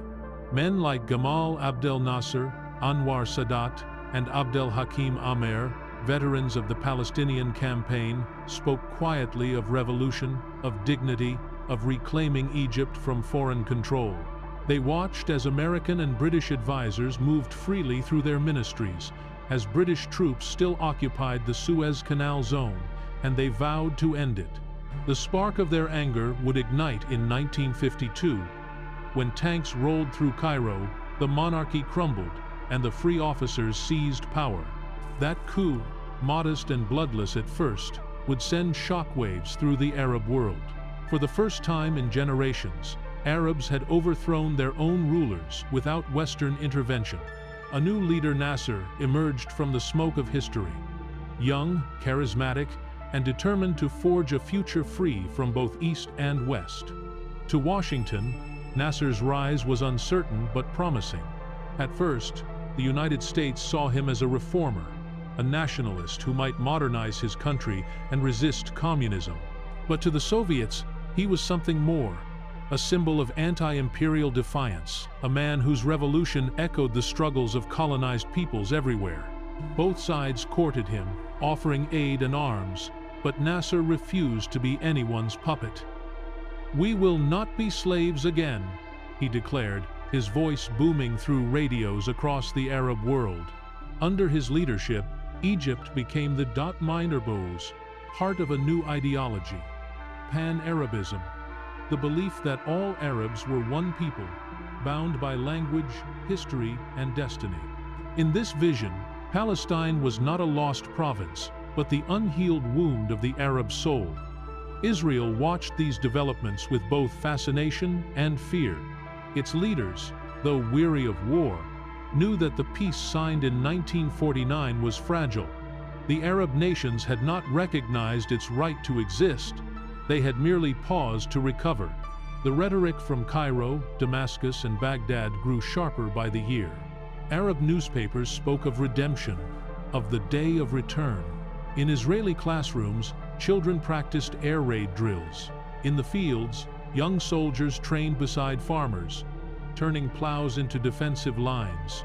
The Cold War's shadow stretched across every horizon. American diplomats urged Israel to align more openly with the West, promising protection and investment. In 1950, the tripartite declaration signed by the United States, Britain, and France pledged to maintain the military balance in the Middle East. It was meant to prevent another war, but in practice, it only deepened mistrust. Every shipment of rifles or tanks to one side was seen as a provocation by the other. The desert was filling with weapons once again. The Soviets, meanwhile, saw opportunity in Arab resentment. By the mid-1952s, Moscow began supplying Egypt, Syria, and later Iraq with arms through its ally Czechoslovakia, a move that would tip the balance of power and alarm the West. The Czech-Egyptian arms deal of 1955, which delivered hundreds of tanks, jets, and artillery pieces to Cairo, marked a turning point. It was not merely an exchange of weapons, but a declaration. The Soviet Union had entered the Middle East. The same desert where Roman legions, crusaders, and British armies had once marched was now the stage for a new kind of empire. One fought with ideology, not infantry. As the Cold War deepened, its fingerprints could be seen everywhere. Radio Cairo broadcast Nasser's fiery speeches, not only across the Arab world, but deep into Africa and Asia. Inspiring anti-colonial movements, the United States responded with economic aid, cultural diplomacy, and the Eisenhower Doctrine, pledging to defend Middle Eastern nations against communist aggression. But to many Arabs, the word communist was less real than colonialist. They remembered Suez, Palestine, and the mandates. What they wanted was independence, not alignment. Still, both superpowers pulled at the region like rival tides, each trying to claim moral authority over a land that wanted neither.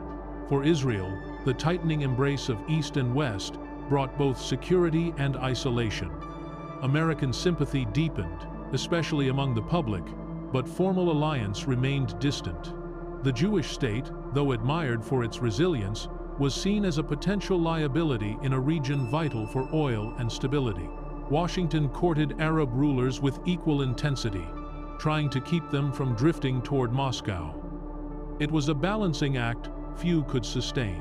By the late 1952s, the lines were drawn. The United States backed conservative monarchies in Jordan, Saudi Arabia, and Iran. The Soviet Union armed revolutionary republics in Egypt, Syria, and Iraq. The Cold War had divided the Arab world just as surely as it had divided Berlin. And yet, beneath the speeches and treaties, the human rhythm of the region continued. Farmers in the Jordan Valley tended their crops. Fishermen on the coast of Gaza mended their nets. In the cafes of Beirut, poets debated freedom and destiny under clouds of cigarette smoke. In Tel Aviv, children flew kites over the beaches, their laughter carried away by the sea breeze. Life, fragile and persistent, refused to bow to the weight of geopolitics, but the undercurrent of tension was always there, subtle as a heartbeat. Every headline from Cairo, every new shipment of arms, every whisper of revolution rippled across borders like the prelude to a storm. By the end of the 1,950 seconds, the Middle East had become a mirror of the Cold War, a place where ideologies met the ancient realities of tribe, faith, and survival. The superpowers, each convinced of their righteousness, poured resources into a region that seemed to consume them whole. But beneath the slogans of liberation and containment, the same wound that had opened in 1948 remained unhealed. The refugees still waited in their camps. Jerusalem was still divided, and the dream of peace still hung just out of reach. In the quiet hours before dawn, the muezzins of Cairo, Damascus, and Jerusalem called the faithful to prayer. In Washington, diplomats reviewed reports and maps. In Moscow, generals discussed strategy by lamplight. Across the deserts and mountains, the same stars shone, indifferent, eternal, watching as men once again prepared to gamble with destiny. The Cold War had come to the Middle East, but for those who lived beneath its shadow, it was not cold at all. It was a slow fire, invisible, patient, and waiting to burn. Chapter 16: The Road to Suez, Nasser's Gamble and Israel's Test. The dawn of the 1,950 seconds brought with it a strange, uneasy calm to the Middle East. The guns of 1,948 were silent, but the wounds of that war still burned beneath the surface. Refugees lived in limbo, armies rebuilt, and politicians spoke of peace while preparing for the next conflict. Across the borders, the desert was not quiet, it was only waiting. And in that stillness rose a man whose voice would shake the region, a man whose vision reached beyond Egypt and touched the heart of every Arab who had tasted defeat. His name was Gamal Abdel Nasser, and his rise marked the beginning of a new era, one of hope, pride, and confrontation. When Nasser seized power in 1952, toppling Egypt's corrupt monarchy, he was still a soldier more than a statesman. The young major who had fought in Palestine carried the scars of humiliation. He had seen foreign officers command Egyptian troops, British soldiers occupy the Suez Canal, and Cairo's rulers live in decadence, while peasants starved in the fields. His revolution was born from anger, but guided by vision. The vision of a strong, independent Egypt that would no longer bow to any foreign flag. Within months of the coup, Nasser began to remake his country. Land reforms broke the grip of the aristocracy. Schools expanded, and factories rose along the Nile. The speeches he gave crackled with conviction, carried by radio waves across the Arab world. "We have no masters but ourselves," he declared, and from Algiers to Baghdad, millions listened. To the weary Arab world, still haunted by the loss of Palestine, Nasser's words were like water in the desert. He was not just a ruler, he was a symbol of resurrection. But symbols are dangerous things, especially when they challenge old empires. For more than 70 years, Britain had treated the Suez Canal, that narrow artery connecting the Mediterranean to the Red Sea, as its lifeline to India, its empire's beating heart. Even after Egyptian independence, British troops remained stationed in the Canal Zone, a constant reminder of colonial subjugation. Nasser vowed to end that. He demanded the withdrawal of foreign troops and the return of Egyptian sovereignty over the canal. His defiance struck a nerve in London and Paris, both still clinging to the remnants of their imperial grandeur. To them, Nasser was a threat, not only because of his nationalism, but because of his influence. He spoke of pan-Arab unity, of throwing off Western domination, and his message found eager ears in Syria, Jordan, and Iraq. Israel, watching from across the Sinai frontier, viewed Nasser with wary fascination. The young state had grown stronger since the war, but it remained surrounded by hostility. Skirmishes flared along its borders. Egyptian-backed Fedayeen raids struck Israeli settlements in the Negev, and, Israeli reprisals followed. Each attack, each retaliation deepened the hatred. To the Israeli public, Nasser was not a reformer, but a new enemy, one whose charisma and military ambition threatened their fragile security. In Tel Aviv, the government began preparing contingency plans, quietly strengthening ties with France, which shared its unease. The French, still reeling from a rising rebellion in Algeria, saw Nasser as the spiritual fuel behind anti-colonial resistance. "Cut off the head," a French general remarked privately, "and the body will weaken." Thus, strange alliances began to form, born not of friendship but of fear. The Cold War, always lurking at the edges of regional politics, soon moved to center stage. Nasser, needing arms to modernize his army, turned to the West, but Washington hesitated. The United States admired his anti-communism but distrusted his independence. When American and British diplomats refused his request for weapons, Nasser turned to the Soviet Union. Through Czechoslovakia, he secured a massive arms deal in 1955, bringing in tanks, jets, and artillery that transformed Egypt's military overnight.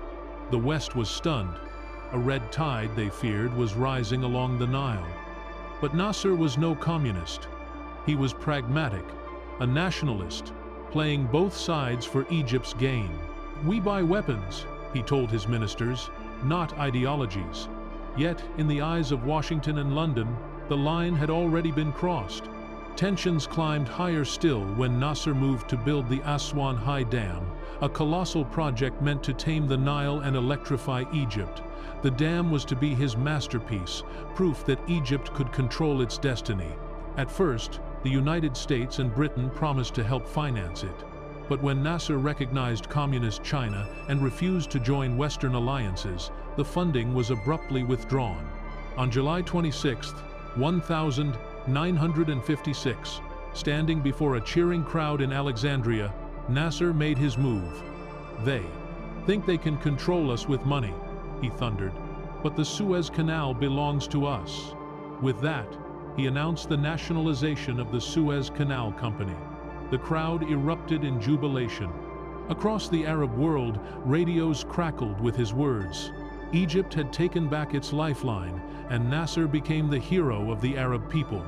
But in London and Paris, the reaction was fury. The British Prime Minister, Anthony Eden, saw Nasser as another Mussolini, a dictator who had to be crushed. For France, the canal's seizure was a humiliation, a reminder of fading power. Together, they plotted revenge, and they found an eager partner in Israel.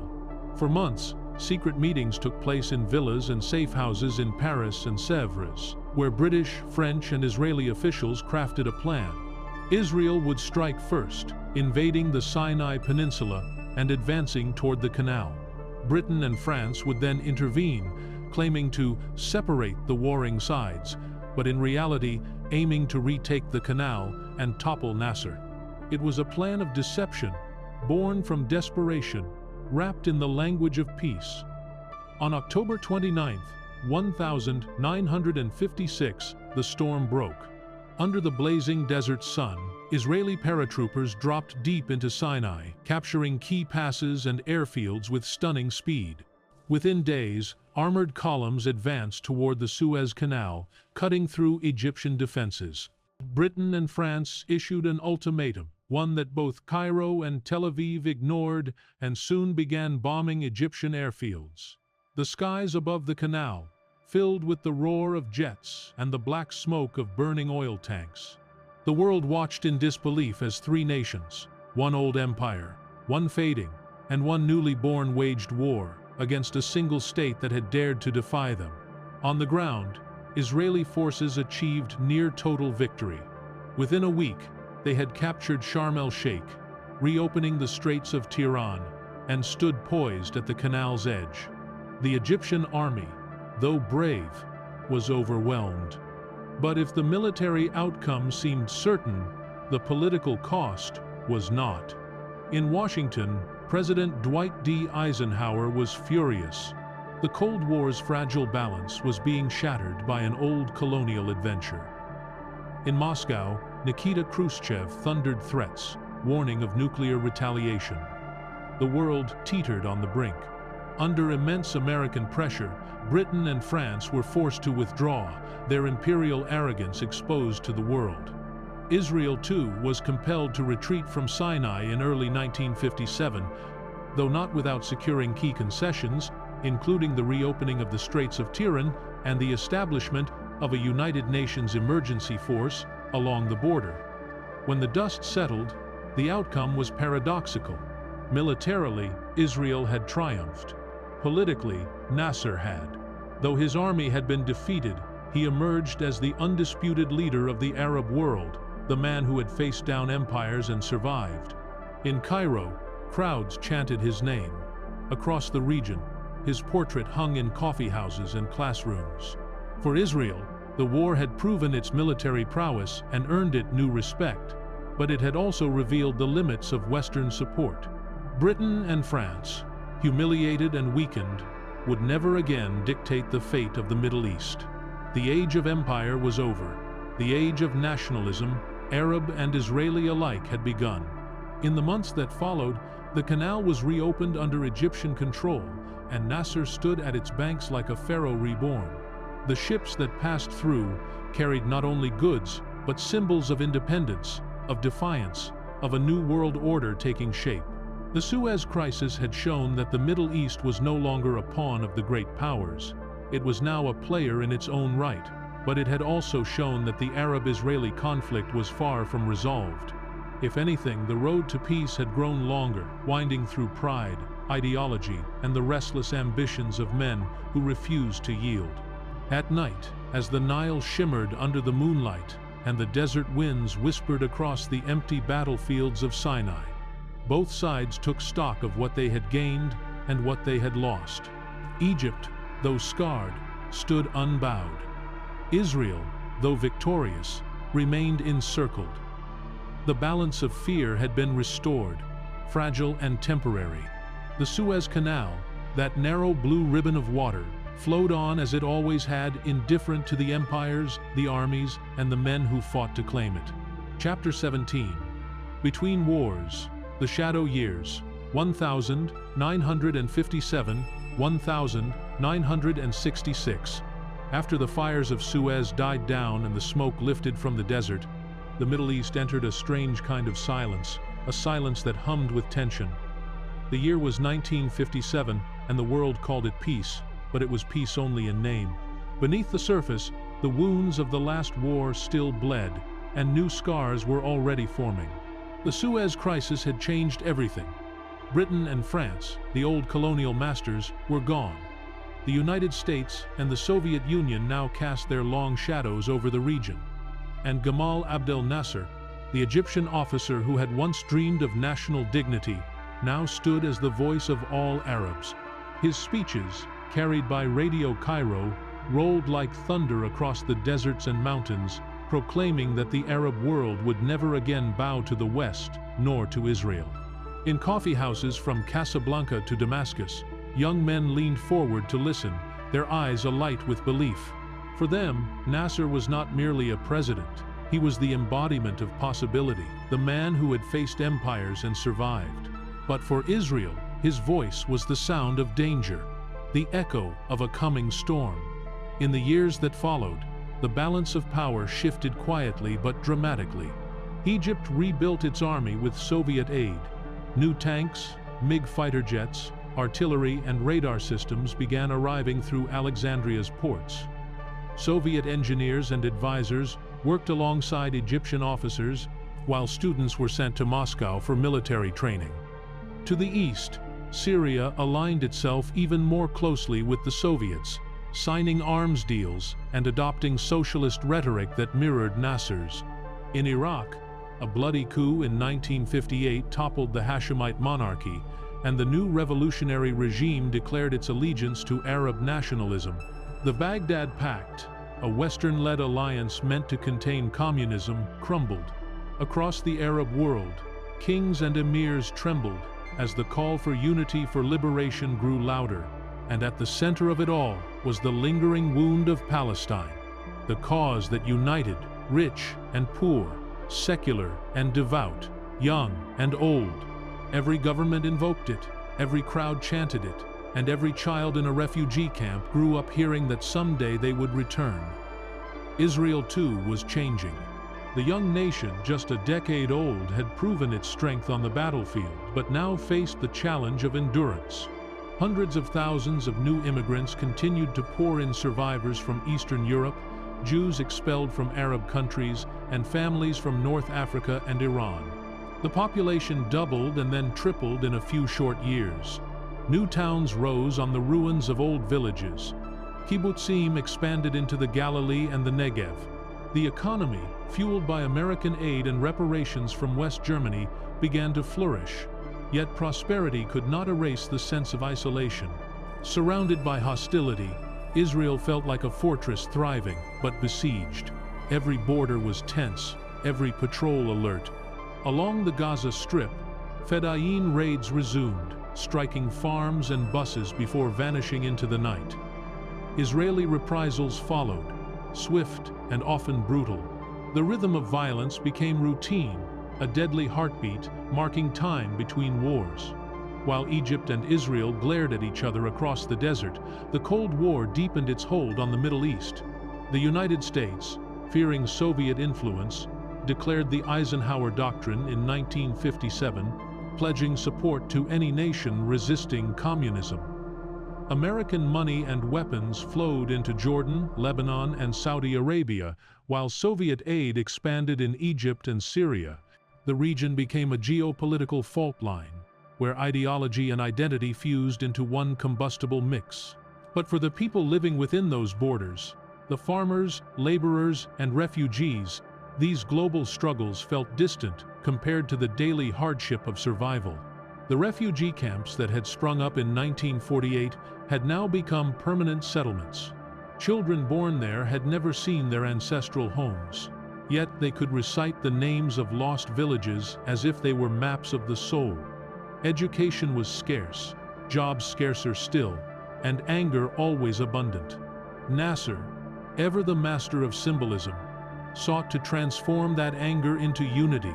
In 1958, he announced the creation of the United Arab Republic, UAR, a political union between Egypt and Syria, heralded as the dawn of Arab unity. Crowds filled the streets of Cairo and Damascus, waving flags and chanting his name. For a time, it seemed that the dream might live. But beneath the celebration lay mistrust and disillusionment. Egyptian officers treated Syria as a province rather than an equal partner, and by 1961, the union collapsed. Yet, even in failure, Nasser's myth endured. His speeches, fiery, eloquent, and laced with pride, continued to inspire millions. The Suez victory was not the end, he told his people, but the beginning of our true freedom. Freedom, however, came at a cost. Nasser's defiance against the West isolated Egypt economically. The Aswan High Dam, his grand vision, was completed with Soviet funding, but the burden of debt and military expenditure strained the country. Food shortages, inflation, and bureaucratic inefficiency crept in. Still, his popularity remained intact because pride, once awakened, can sustain a nation longer than prosperity. The streets of Cairo might have lacked bread, but they were full of belief. For Israel, these were years of vigilance and quiet innovation.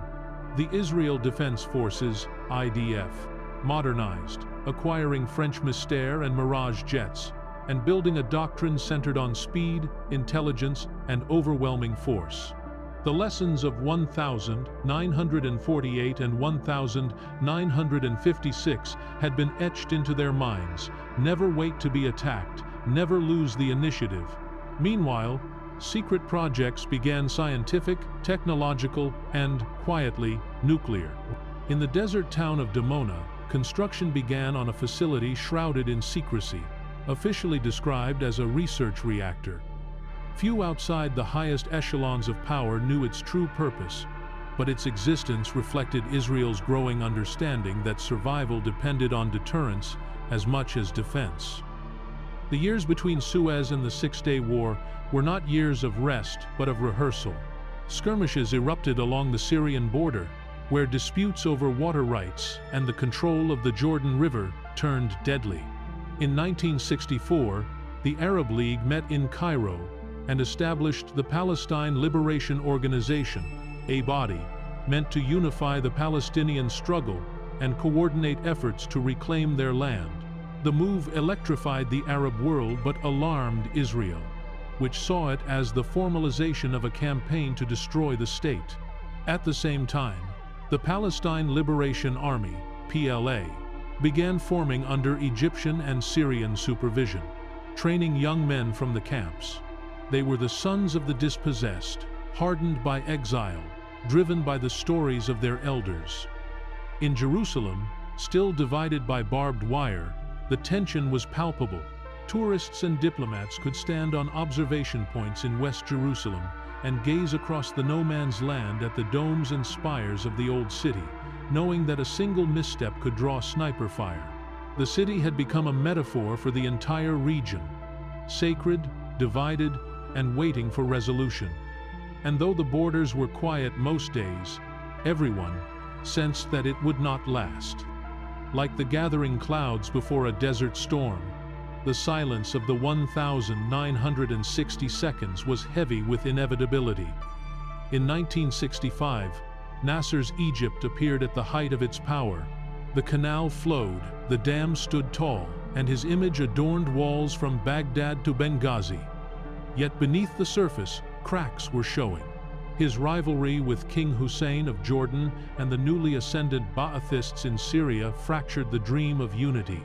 Each Arab nation claimed to be the true champion of Palestine, each accusing the others of hesitation or betrayal. This competition for leadership would prove deadly. In the skies, Israeli and Syrian pilots began dueling with increasing frequency, their dogfights lighting up the horizon. Along the borders, the PLO launched its first raids, often small but symbolically potent.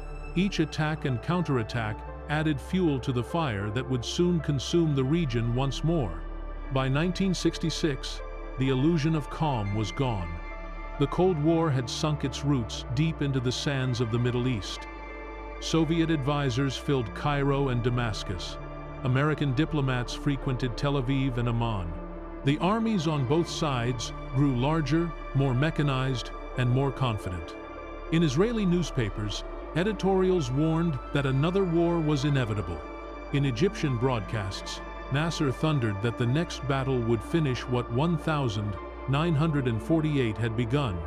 The stage was set, though no one could yet see how swiftly the next act would unfold. And so the decade between Suez and the Six-Day War became a long, anxious twilight, a decade of rebuilding, of speeches and parades, of walls rising higher while understanding sank deeper into the sand. Children born after 1948 were now soldiers. Refugee children had grown into fighters. The promises made in victory and the vows sworn in defeat both waited to be tested again. The world called it peace, but in truth, it was only a pause, a breath before the next storm, a silence before the roar. Chapter 18. The Six-Day War, Lightning in the Desert. The dawn of June 1967 broke hot and bright over the Middle East, the air thick with dust and apprehension.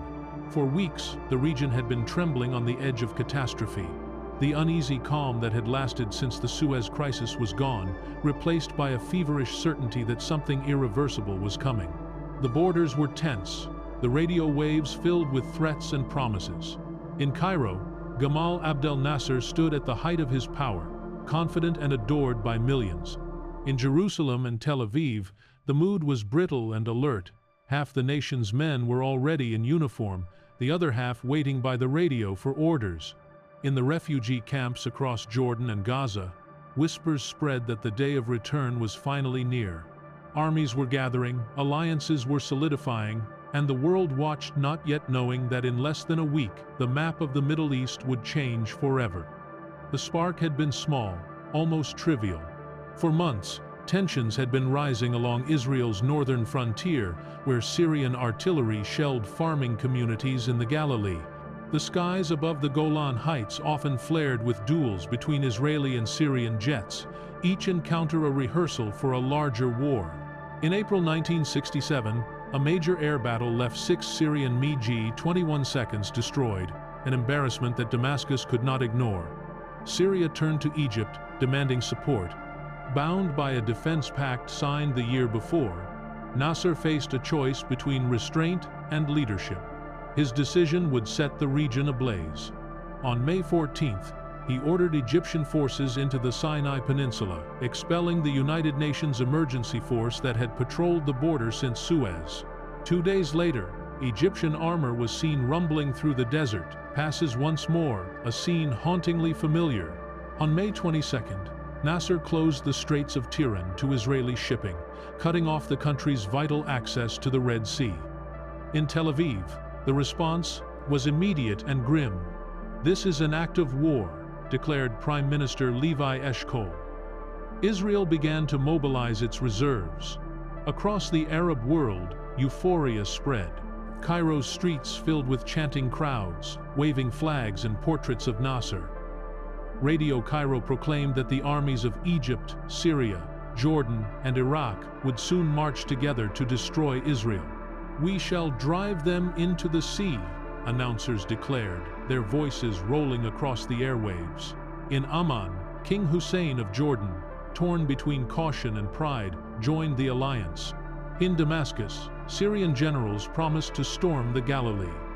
The Arab nations, divided for years by rivalries and pride, now stood at least in appearance united under Nasser's banner. To the outside world, Israel looked cornered, outnumbered, and doomed. Yet behind closed doors, the Israeli high command was calm, almost cold. They had seen this pattern before: the bluster, the build-up, the encirclement. They knew that hesitation could be fatal. "If we are to survive," General Yitzhak Rabin told his staff, "we must strike first." On the morning of June 5, 1967, as the sun rose over the Mediterranean, a quiet order was given from the Kiryat military headquarters in Tel Aviv. It was the beginning of Operation Focus, Moked.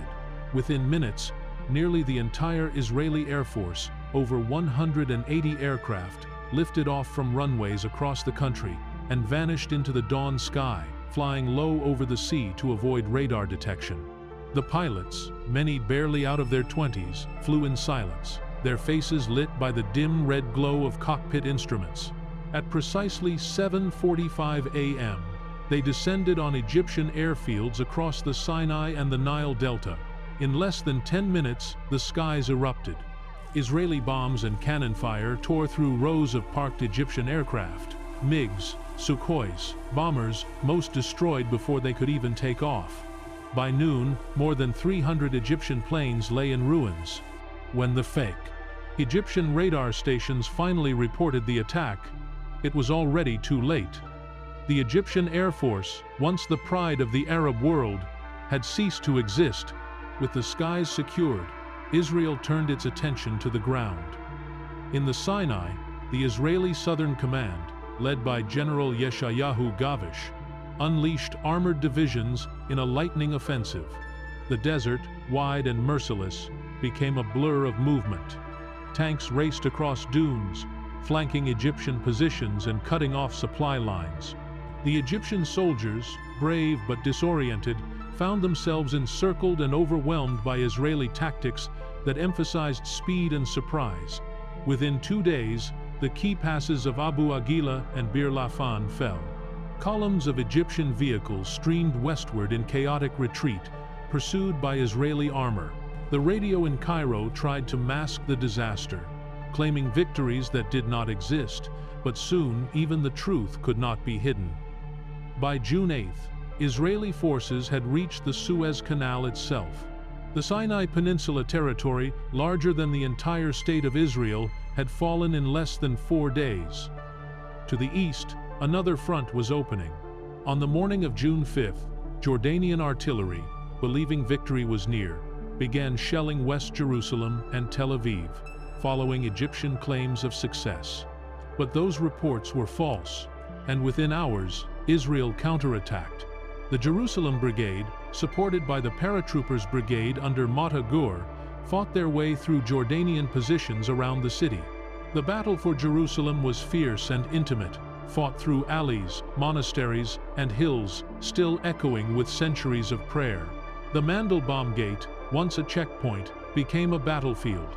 On June 7th, after 2 days of relentless fighting, Israeli forces stormed the old city.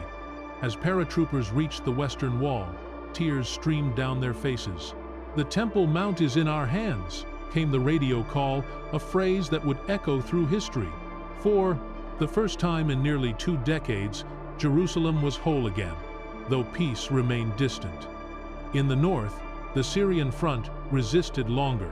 From the fortified ridges of the Golan Heights, Syrian guns had shelled Israeli villages for years. Now, with Egypt defeated and Jordan subdued, Israel turned north. On June 9th, after days of artillery barrages and aerial strikes, Israeli infantry climbed the steep slopes under fire, advancing yard by yard through minefields and trenches.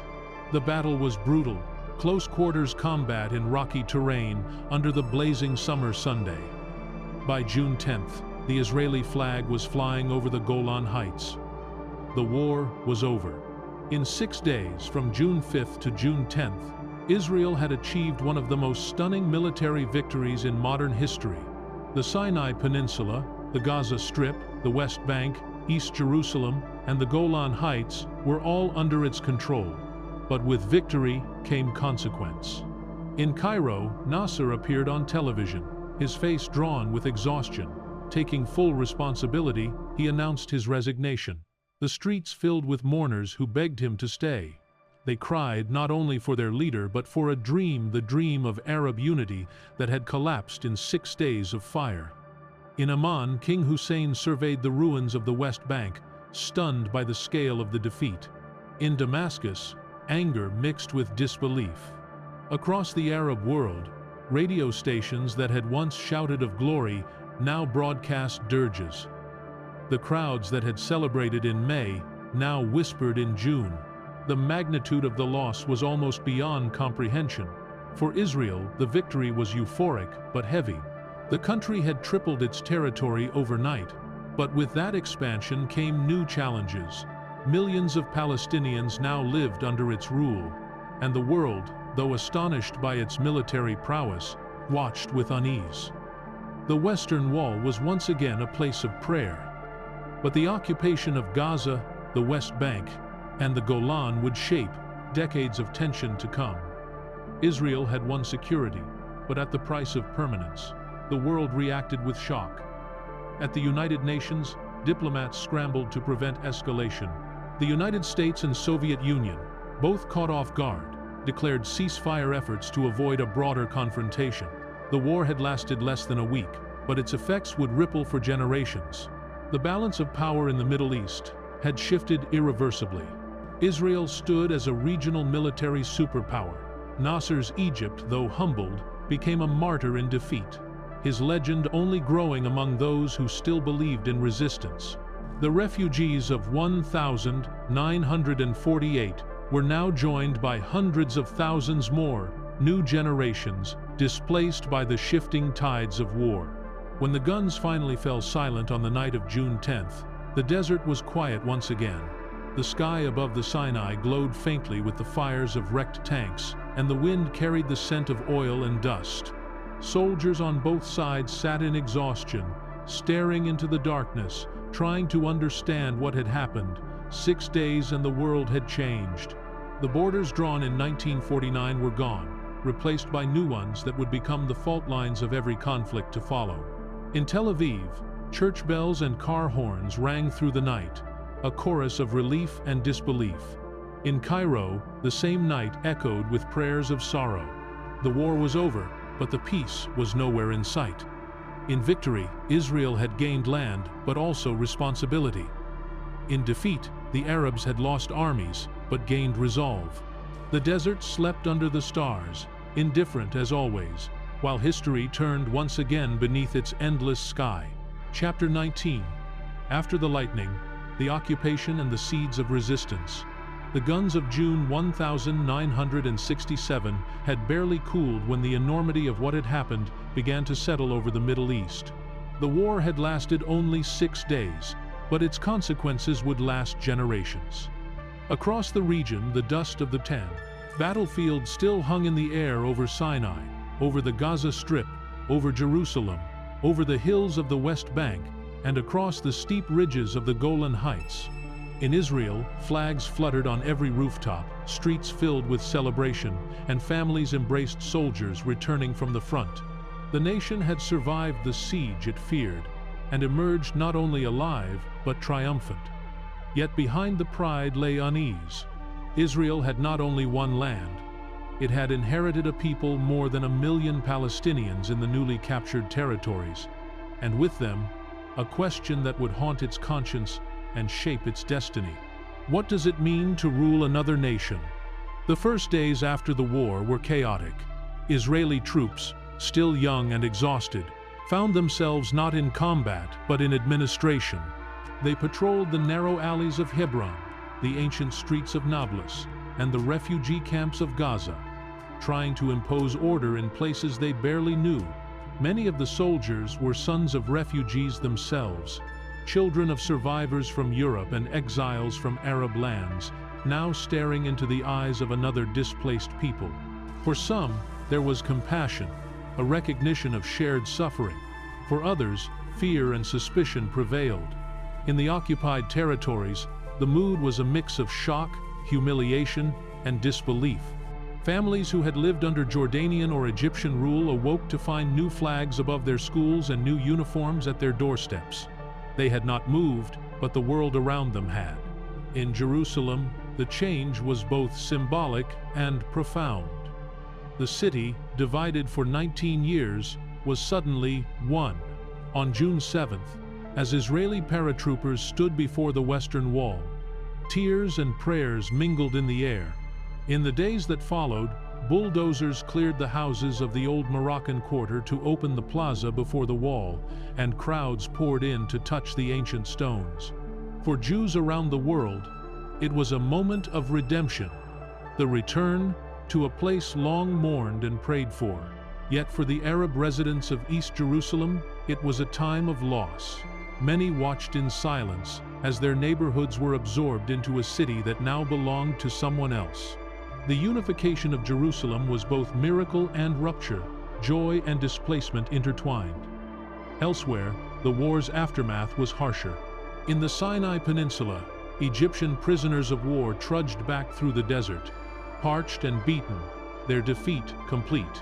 In the Gaza Strip, already crowded with refugees from 1948, conditions worsened as thousands more poured in from the Sinai and West Bank. Israeli authorities established military rule, imposing curfews and checkpoints. Posters appeared on walls, written in both Arabic and Hebrew, declaring that order must be maintained. But beneath the surface, resentment simmered. The Arab world, humiliated and fragmented, seethed in anger. Nasser, who had announced his resignation only to be swept back into office by public demand, promised that Egypt would recover, that the defeat was only temporary. What was taken by force, he declared, will be regained by force. Across the Arab capitals, the same vow was repeated. The war had ended, but the struggle, the idea of Palestine, had been reborn. In the refugee camps of Jordan, Lebanon, and Syria, that idea found new expression. Among the tents and concrete alleys, a generation of young Palestinians came of age who had known nothing but exile. They were tired of waiting for Arab armies to fight on their behalf. Out of their frustration and determination arose the Palestine Liberation Organization, which until now had been little more than a political slogan. In 1969, under the leadership of Yasser Arafat, it transformed into a movement, armed, organized, and relentless. The Fatah faction, which Arafat had founded, began launching guerrilla raids across the Jordan River, striking Israeli patrols and settlements. The raids were small, symbolic, but electrifying. For the first time, Palestinians themselves were fighting for Palestine. The refugee camps, once places of despair, became recruiting grounds and training centers. Posters of fighters replaced portraits of kings. Songs of resistance filled the air, sung by children who had never seen the land they dreamed of. For Israel, the aftermath of victory became a test of endurance. Its army was stronger than ever, its confidence unmatched, but the occupation brought new dilemmas. The government debated what to do with the captured lands. Some believed they could be exchanged for peace, land for peace, as the slogan went. Others, driven by religious and nationalist fervor, argued that the territories were part of the biblical homeland and must never be surrendered. The cabinet meetings in Jerusalem were filled with heated debate. In the meantime, settlements began to appear, first small, experimental, then expanding, taking root on the hills of the West Bank and the ridges overlooking the Jordan Valley. What began as temporary security outposts slowly became permanent communities, each one deepening the complexity of the conflict. Internationally, the world tried to make sense of what had happened. At the United Nations, diplomats drafted Resolution 242, calling for Israel to withdraw from territories occupied in exchange for recognition and peace. The resolution's careful wording, withdrawal from territories, not the territories, left room for endless interpretation. The Arab states, reeling from defeat, met in Khartoum that August and issued the famous 3 no's: no peace with Israel, no recognition of Israel, no negotiations with Israel. The impasse was sealed. Each side saw its position as moral and necessary. Each believed the other's existence was an injustice. Yet even amid the bitterness, moments of humanity appeared.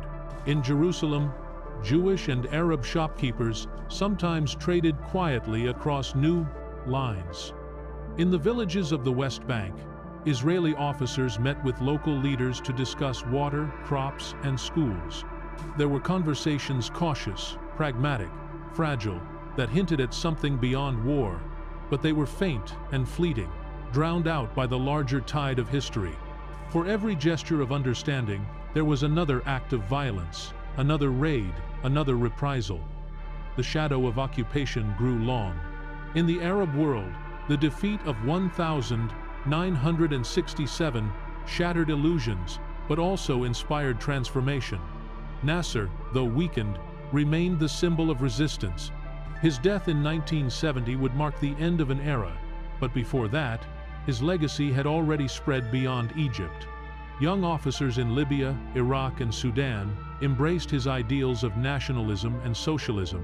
The Ba'ath Party, ruling in Syria and Iraq, adapted his rhetoric to their own ambitions. Yet beneath the slogans of unity, divisions deepened. The dream of one Arab nation gave way to the reality of many rival states, each claiming to carry the torch of liberation. And at the center of all their declarations stood the same word: Palestine still unfulfilled, still bleeding. For the Palestinians themselves, the years after 1967 were both awakening and tragedy. The new generation of fighters carried rifles, but they also carried a sense of destiny. Their struggle was no longer a lost cause, whispered in exile, but a living movement broadcast to the world. Yet their growing militancy would soon bring them into conflict, not only with Israel, but with the very Arab states that claimed to champion their cause. In 1970, that tension would erupt in Jordan in a violent confrontation known as Black September, when the Jordanian army drove the PLO out of its territory. The movement would relocate to Lebanon, setting the stage for new wars and new exiles. But for now, in the late 1960s, hope still flickered amid the ruins, fragile, defiant, and unextinguished. For Israel, the victory that had brought security now brought burden. Soldiers once hailed as liberators now found themselves as occupiers, guarding checkpoints and patrolling streets where they were not welcome. Moral questions once abstract became daily reality. Could a people born of exile hold another in subjugation? Could survival justify everything? In cafes and newspapers, debates raged. Some argued that holding the territories was essential to safety. Others warned that it would destroy the nation's soul. The triumph of June had become the dilemma of July. As the 1,960 seconds drew to a close, the world changed again. The United States was mired in Vietnam, the Soviets deepened their reach in the Middle East, and the Cold War turned the region into a perpetual chessboard. Yet beneath all the grand strategies, the human stories continued. The farmer in Gaza, tending his field under watch, the soldier on the Golan, staring at the distant lights of Damascus, the refugee mother in Jordan, singing her child to sleep with tales of the olive trees she once knew. History moved forward, but the past refused to release its grip. When night fell over the desert, the same stars that had watched the 6 days of war now glimmered over a landscape transformed yet unsettled. The front lines were quiet, but the hearts of millions were not. Out of victory had come occupation, and out of defeat had come resistance. The storm had passed, but its echo lingered deep, endless, and waiting to rise again. Chapter 20: Echoes of War, the Yom Kippur Surprise. By the early 1970 seconds, the Middle East was once again living in uneasy balance. The borders carved by the Six-Day War lay still, but beneath their quiet contours ran deep undercurrents of humiliation and pride, of victory and vengeance. Israel, triumphant but weary, had settled into its new geography, from the banks of the Suez Canal to the peaks of the Golan Heights, yet its soldiers still patrolled every dawn. Its people still lived under the shadow of potential war. Across the divide, Egypt and Syria rebuilt their armies with Soviet help, their determination sharpened by the memory of 1967's swift defeat. In the refugee camps, children who had been born in exile now reached manhood, their identities forged by longing and loss. The Arab world, still fractured by politics and ideology, shared one unifying desire to erase the shame of the past. And so, though the guns were silent, the war had not truly ended. It had merely been postponed. In Cairo, the era of Gamal Abdel Nasser had come to a close. His death in 1970 left a void filled by his successor, Anwar Sadat, a quieter, more calculating man often underestimated by friend and foe alike. Where Nasser had sought grandeur and unity, Sadat sought strategy and redemption. He understood that Egypt's wounds ran deeper than pride, that its economy was suffocating, its people weary, its army restless under Soviet tutelage. Yet he also knew that no leader could survive without confronting Israel. "We must break the stalemate," he confided to his generals. "Even if we cannot win, we must shatter the illusion of their invincibility." It was not victory he sought, but restoration of dignity to remind the world, and his own people, that Egypt still had strength, and that defeat was not destiny. In Damascus, Hafez al-Assad, who had risen to power in 1970, shared that determination. The young Alawite officer, hardened by years of war and intrigue, saw the loss of the Golan Heights as a personal and national wound. Quiet, disciplined, and coldly pragmatic, he too was preparing for confrontation. For the first time since 1948, Egypt and Syria began to coordinate with true unity, bound by purpose rather than politics. Their plan was bold and exacting, a two-front attack that would strike Israel by surprise, forcing it to fight where it was weakest, not on the offensive, but in defense. The stage for this new war was set not by rhetoric, but by silence. Throughout 1973, diplomatic gestures disguised military preparations. Egypt expelled Soviet advisors to feign independence, giving the impression of retreat. The Israeli intelligence community, accustomed to predicting Arab moves, read the signals as bluffs. "They won't dare," said one general. "They remember '67. Israel had grown accustomed to its superiority, its air force unchallenged, its armor unmatched, its morale unwavering. On October 6, 1973, that confidence would shatter like glass.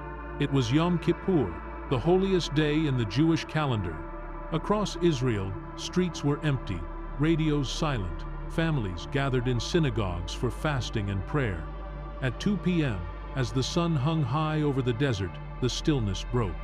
From the west, across the Suez Canal, thousands of Egyptian guns opened fire in unison, an artillery barrage so intense that it seemed to make the ground tremble.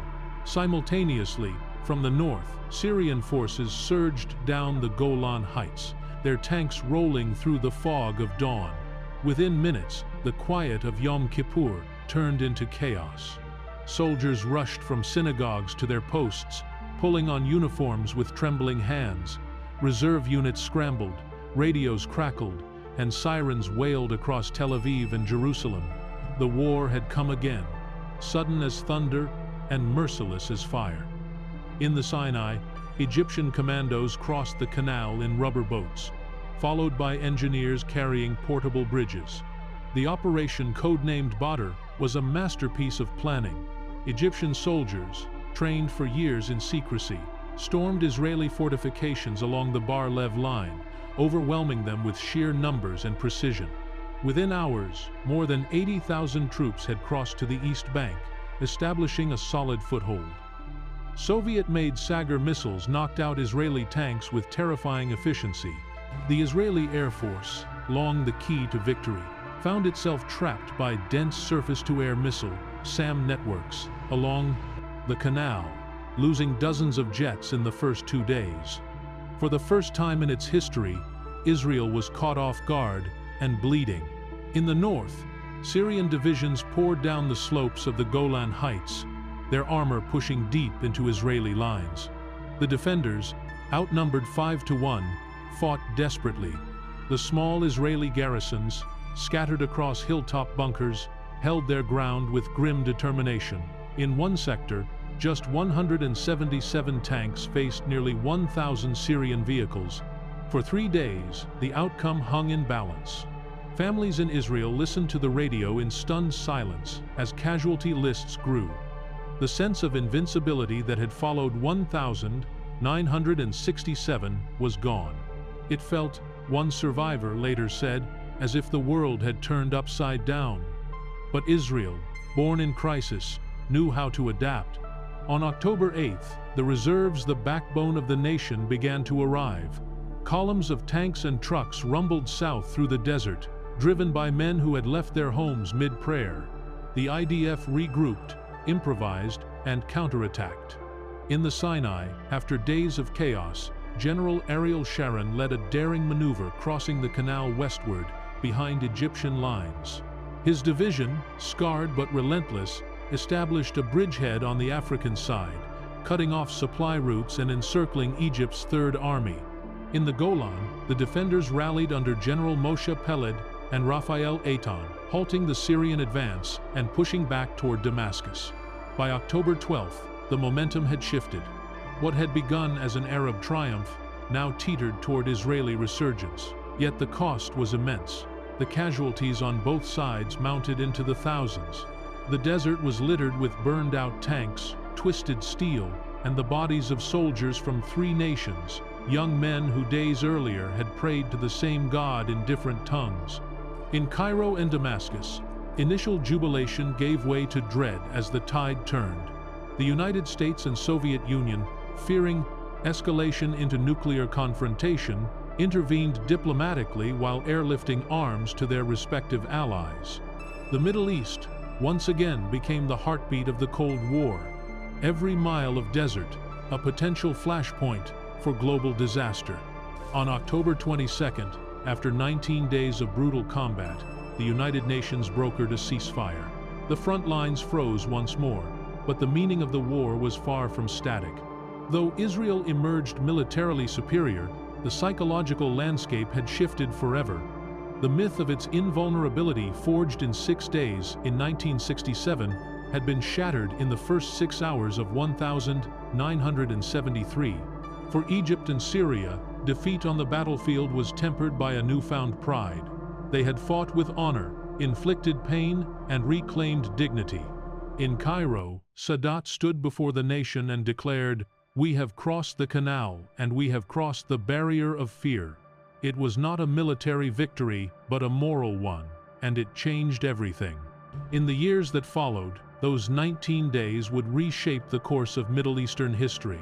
The shock of the war humbled Israel's leadership, forcing it to reconsider its assumptions about power and permanence. Within a few years, the same Anwar Sadat, who had launched the surprise attack, would travel to Jerusalem, breaking taboos older than the state itself. In 1979, Egypt and Israel would sign a peace treaty, the first between Israel and an Arab nation. The Sinai, taken in war, would be returned in peace. For that, Sadat would win the Nobel Prize, and, in time, pay for it with his life. The other fronts, Syria, Lebanon, Palestine, would remain unresolved, but the precedent was set. The desert that had once been a battlefield could, at last, become a bridge. And yet, even as peace flickered into being, the ghosts of 1,948, 1,956, 1,967, and 1,973 lingered. The refugees were still in their camps. Their keys still hung on walls. Jerusalem, now unified under Israeli control, remained divided in heart. The borders drawn and redrawn by war were etched not just on maps, but in the memories of millions. Every victory had created another wound. Every ceasefire had planted another seed of conflict. The Middle East, ancient and unyielding, continued to breathe war and hope in equal measure. As the sun set on that decade of fire, the world looked upon the region with a mix of awe and fatigue. The armies rested, but the ideas, identity, sovereignty, or faith, marched on. In Tel Aviv, mothers lit candles for sons who would never return. In Cairo, veterans sat by the Nile, staring at the water that had seen too much blood. In the refugee camps of Lebanon and Jordan, children drew maps of a homeland they had never seen. And in Jerusalem, the city that had survived them all, bells and calls to prayer rose together, as if reminding heaven that the story was still unfinished. When night fell over the deserts of Sinai and the mountains of Golan, the silence that followed was deeper than before. It was the silence not of peace, but of understanding that history moves in circles, and that in the Middle East, every ending is merely a pause before the next beginning. The wind carried the echo of the past across the sands, from the ashes of 1,948 to the thunder of 1,973, whispering the same eternal truth. Empires fall, nations rise, but the longing for home never dies. Outro: the endless dawn. The desert is quiet again. The wind moves softly through the dunes, carrying the last echoes of gunfire into the horizon. The stars above Sinai and Galilee look down upon the same land they have watched since time began, unchanged, yet always changing. From the first shots fired in 1948 to the smoke that lingered after the Yom Kippur War, a single thread weaves through it all: the longing of two peoples for home, and the heavy cost of that dream. For Israel, the journey began in desperation, a newborn nation surrounded by enemies, fighting for survival. Against all odds, it endured, then triumphed, then questioned what those triumphs meant. For the Arab world, the war was both a loss and an awakening. Each defeat reshaped its pride, its politics, its purpose. From the rubble of 1,948 rose Nasser's voice. From the ashes of 1,967 rose Sadat's courage, and from the heartbreak of 1,973 rose a fragile, human truth that victory alone can never quiet the yearning for dignity. In the refugee camps, generations passed, with their memories intact. The names of lost villages whispered like prayers, the keys to vanished homes still shining on walls. In Israel's cities, generations grew up beneath the same fear that their survival depended on vigilance, that peace was always just one battle away. Between them lay history itself, sometimes cruel, sometimes kind, always patient. The wars changed borders, but not hearts. They redrew maps, but could not erase memory. And though the world moved on through oil shocks, revolutions, and new alliances, the story of 1948, of 1967, of 1973 remained alive, flickering in every headline, every peace talk, every uneasy silence. The past was never buried here. It only slept lightly, waiting to wake again. Perhaps that is why this story feels eternal, not because it is doomed to repeat, but because it reminds us that history is not only written in treaties and wars, but in the faces of those who lived through them. The mother who buried her son after the Six-Day War. The soldier who gave water to his prisoner in Sinai. The child who grew up behind barbed wire yet still dreamed of olive trees. In the end, it is their quiet courage, not the roar of guns, that keeps the human story alive. And so the desert breathes on. The Jordan River continues its slow journey to the Dead Sea. The streets of Jerusalem still echo with the call to prayer and the toll of church bells. Life endures, stubborn and beautiful, in the same land that has seen empires rise and crumble. The story is unfinished, perhaps unfinishable, but within it, there is always hope. Hope that one day, the sons of those who fought will meet not across trenches, but across tables. That the keys hanging in refugee homes will unlock doors again, not through conquest, but through understanding.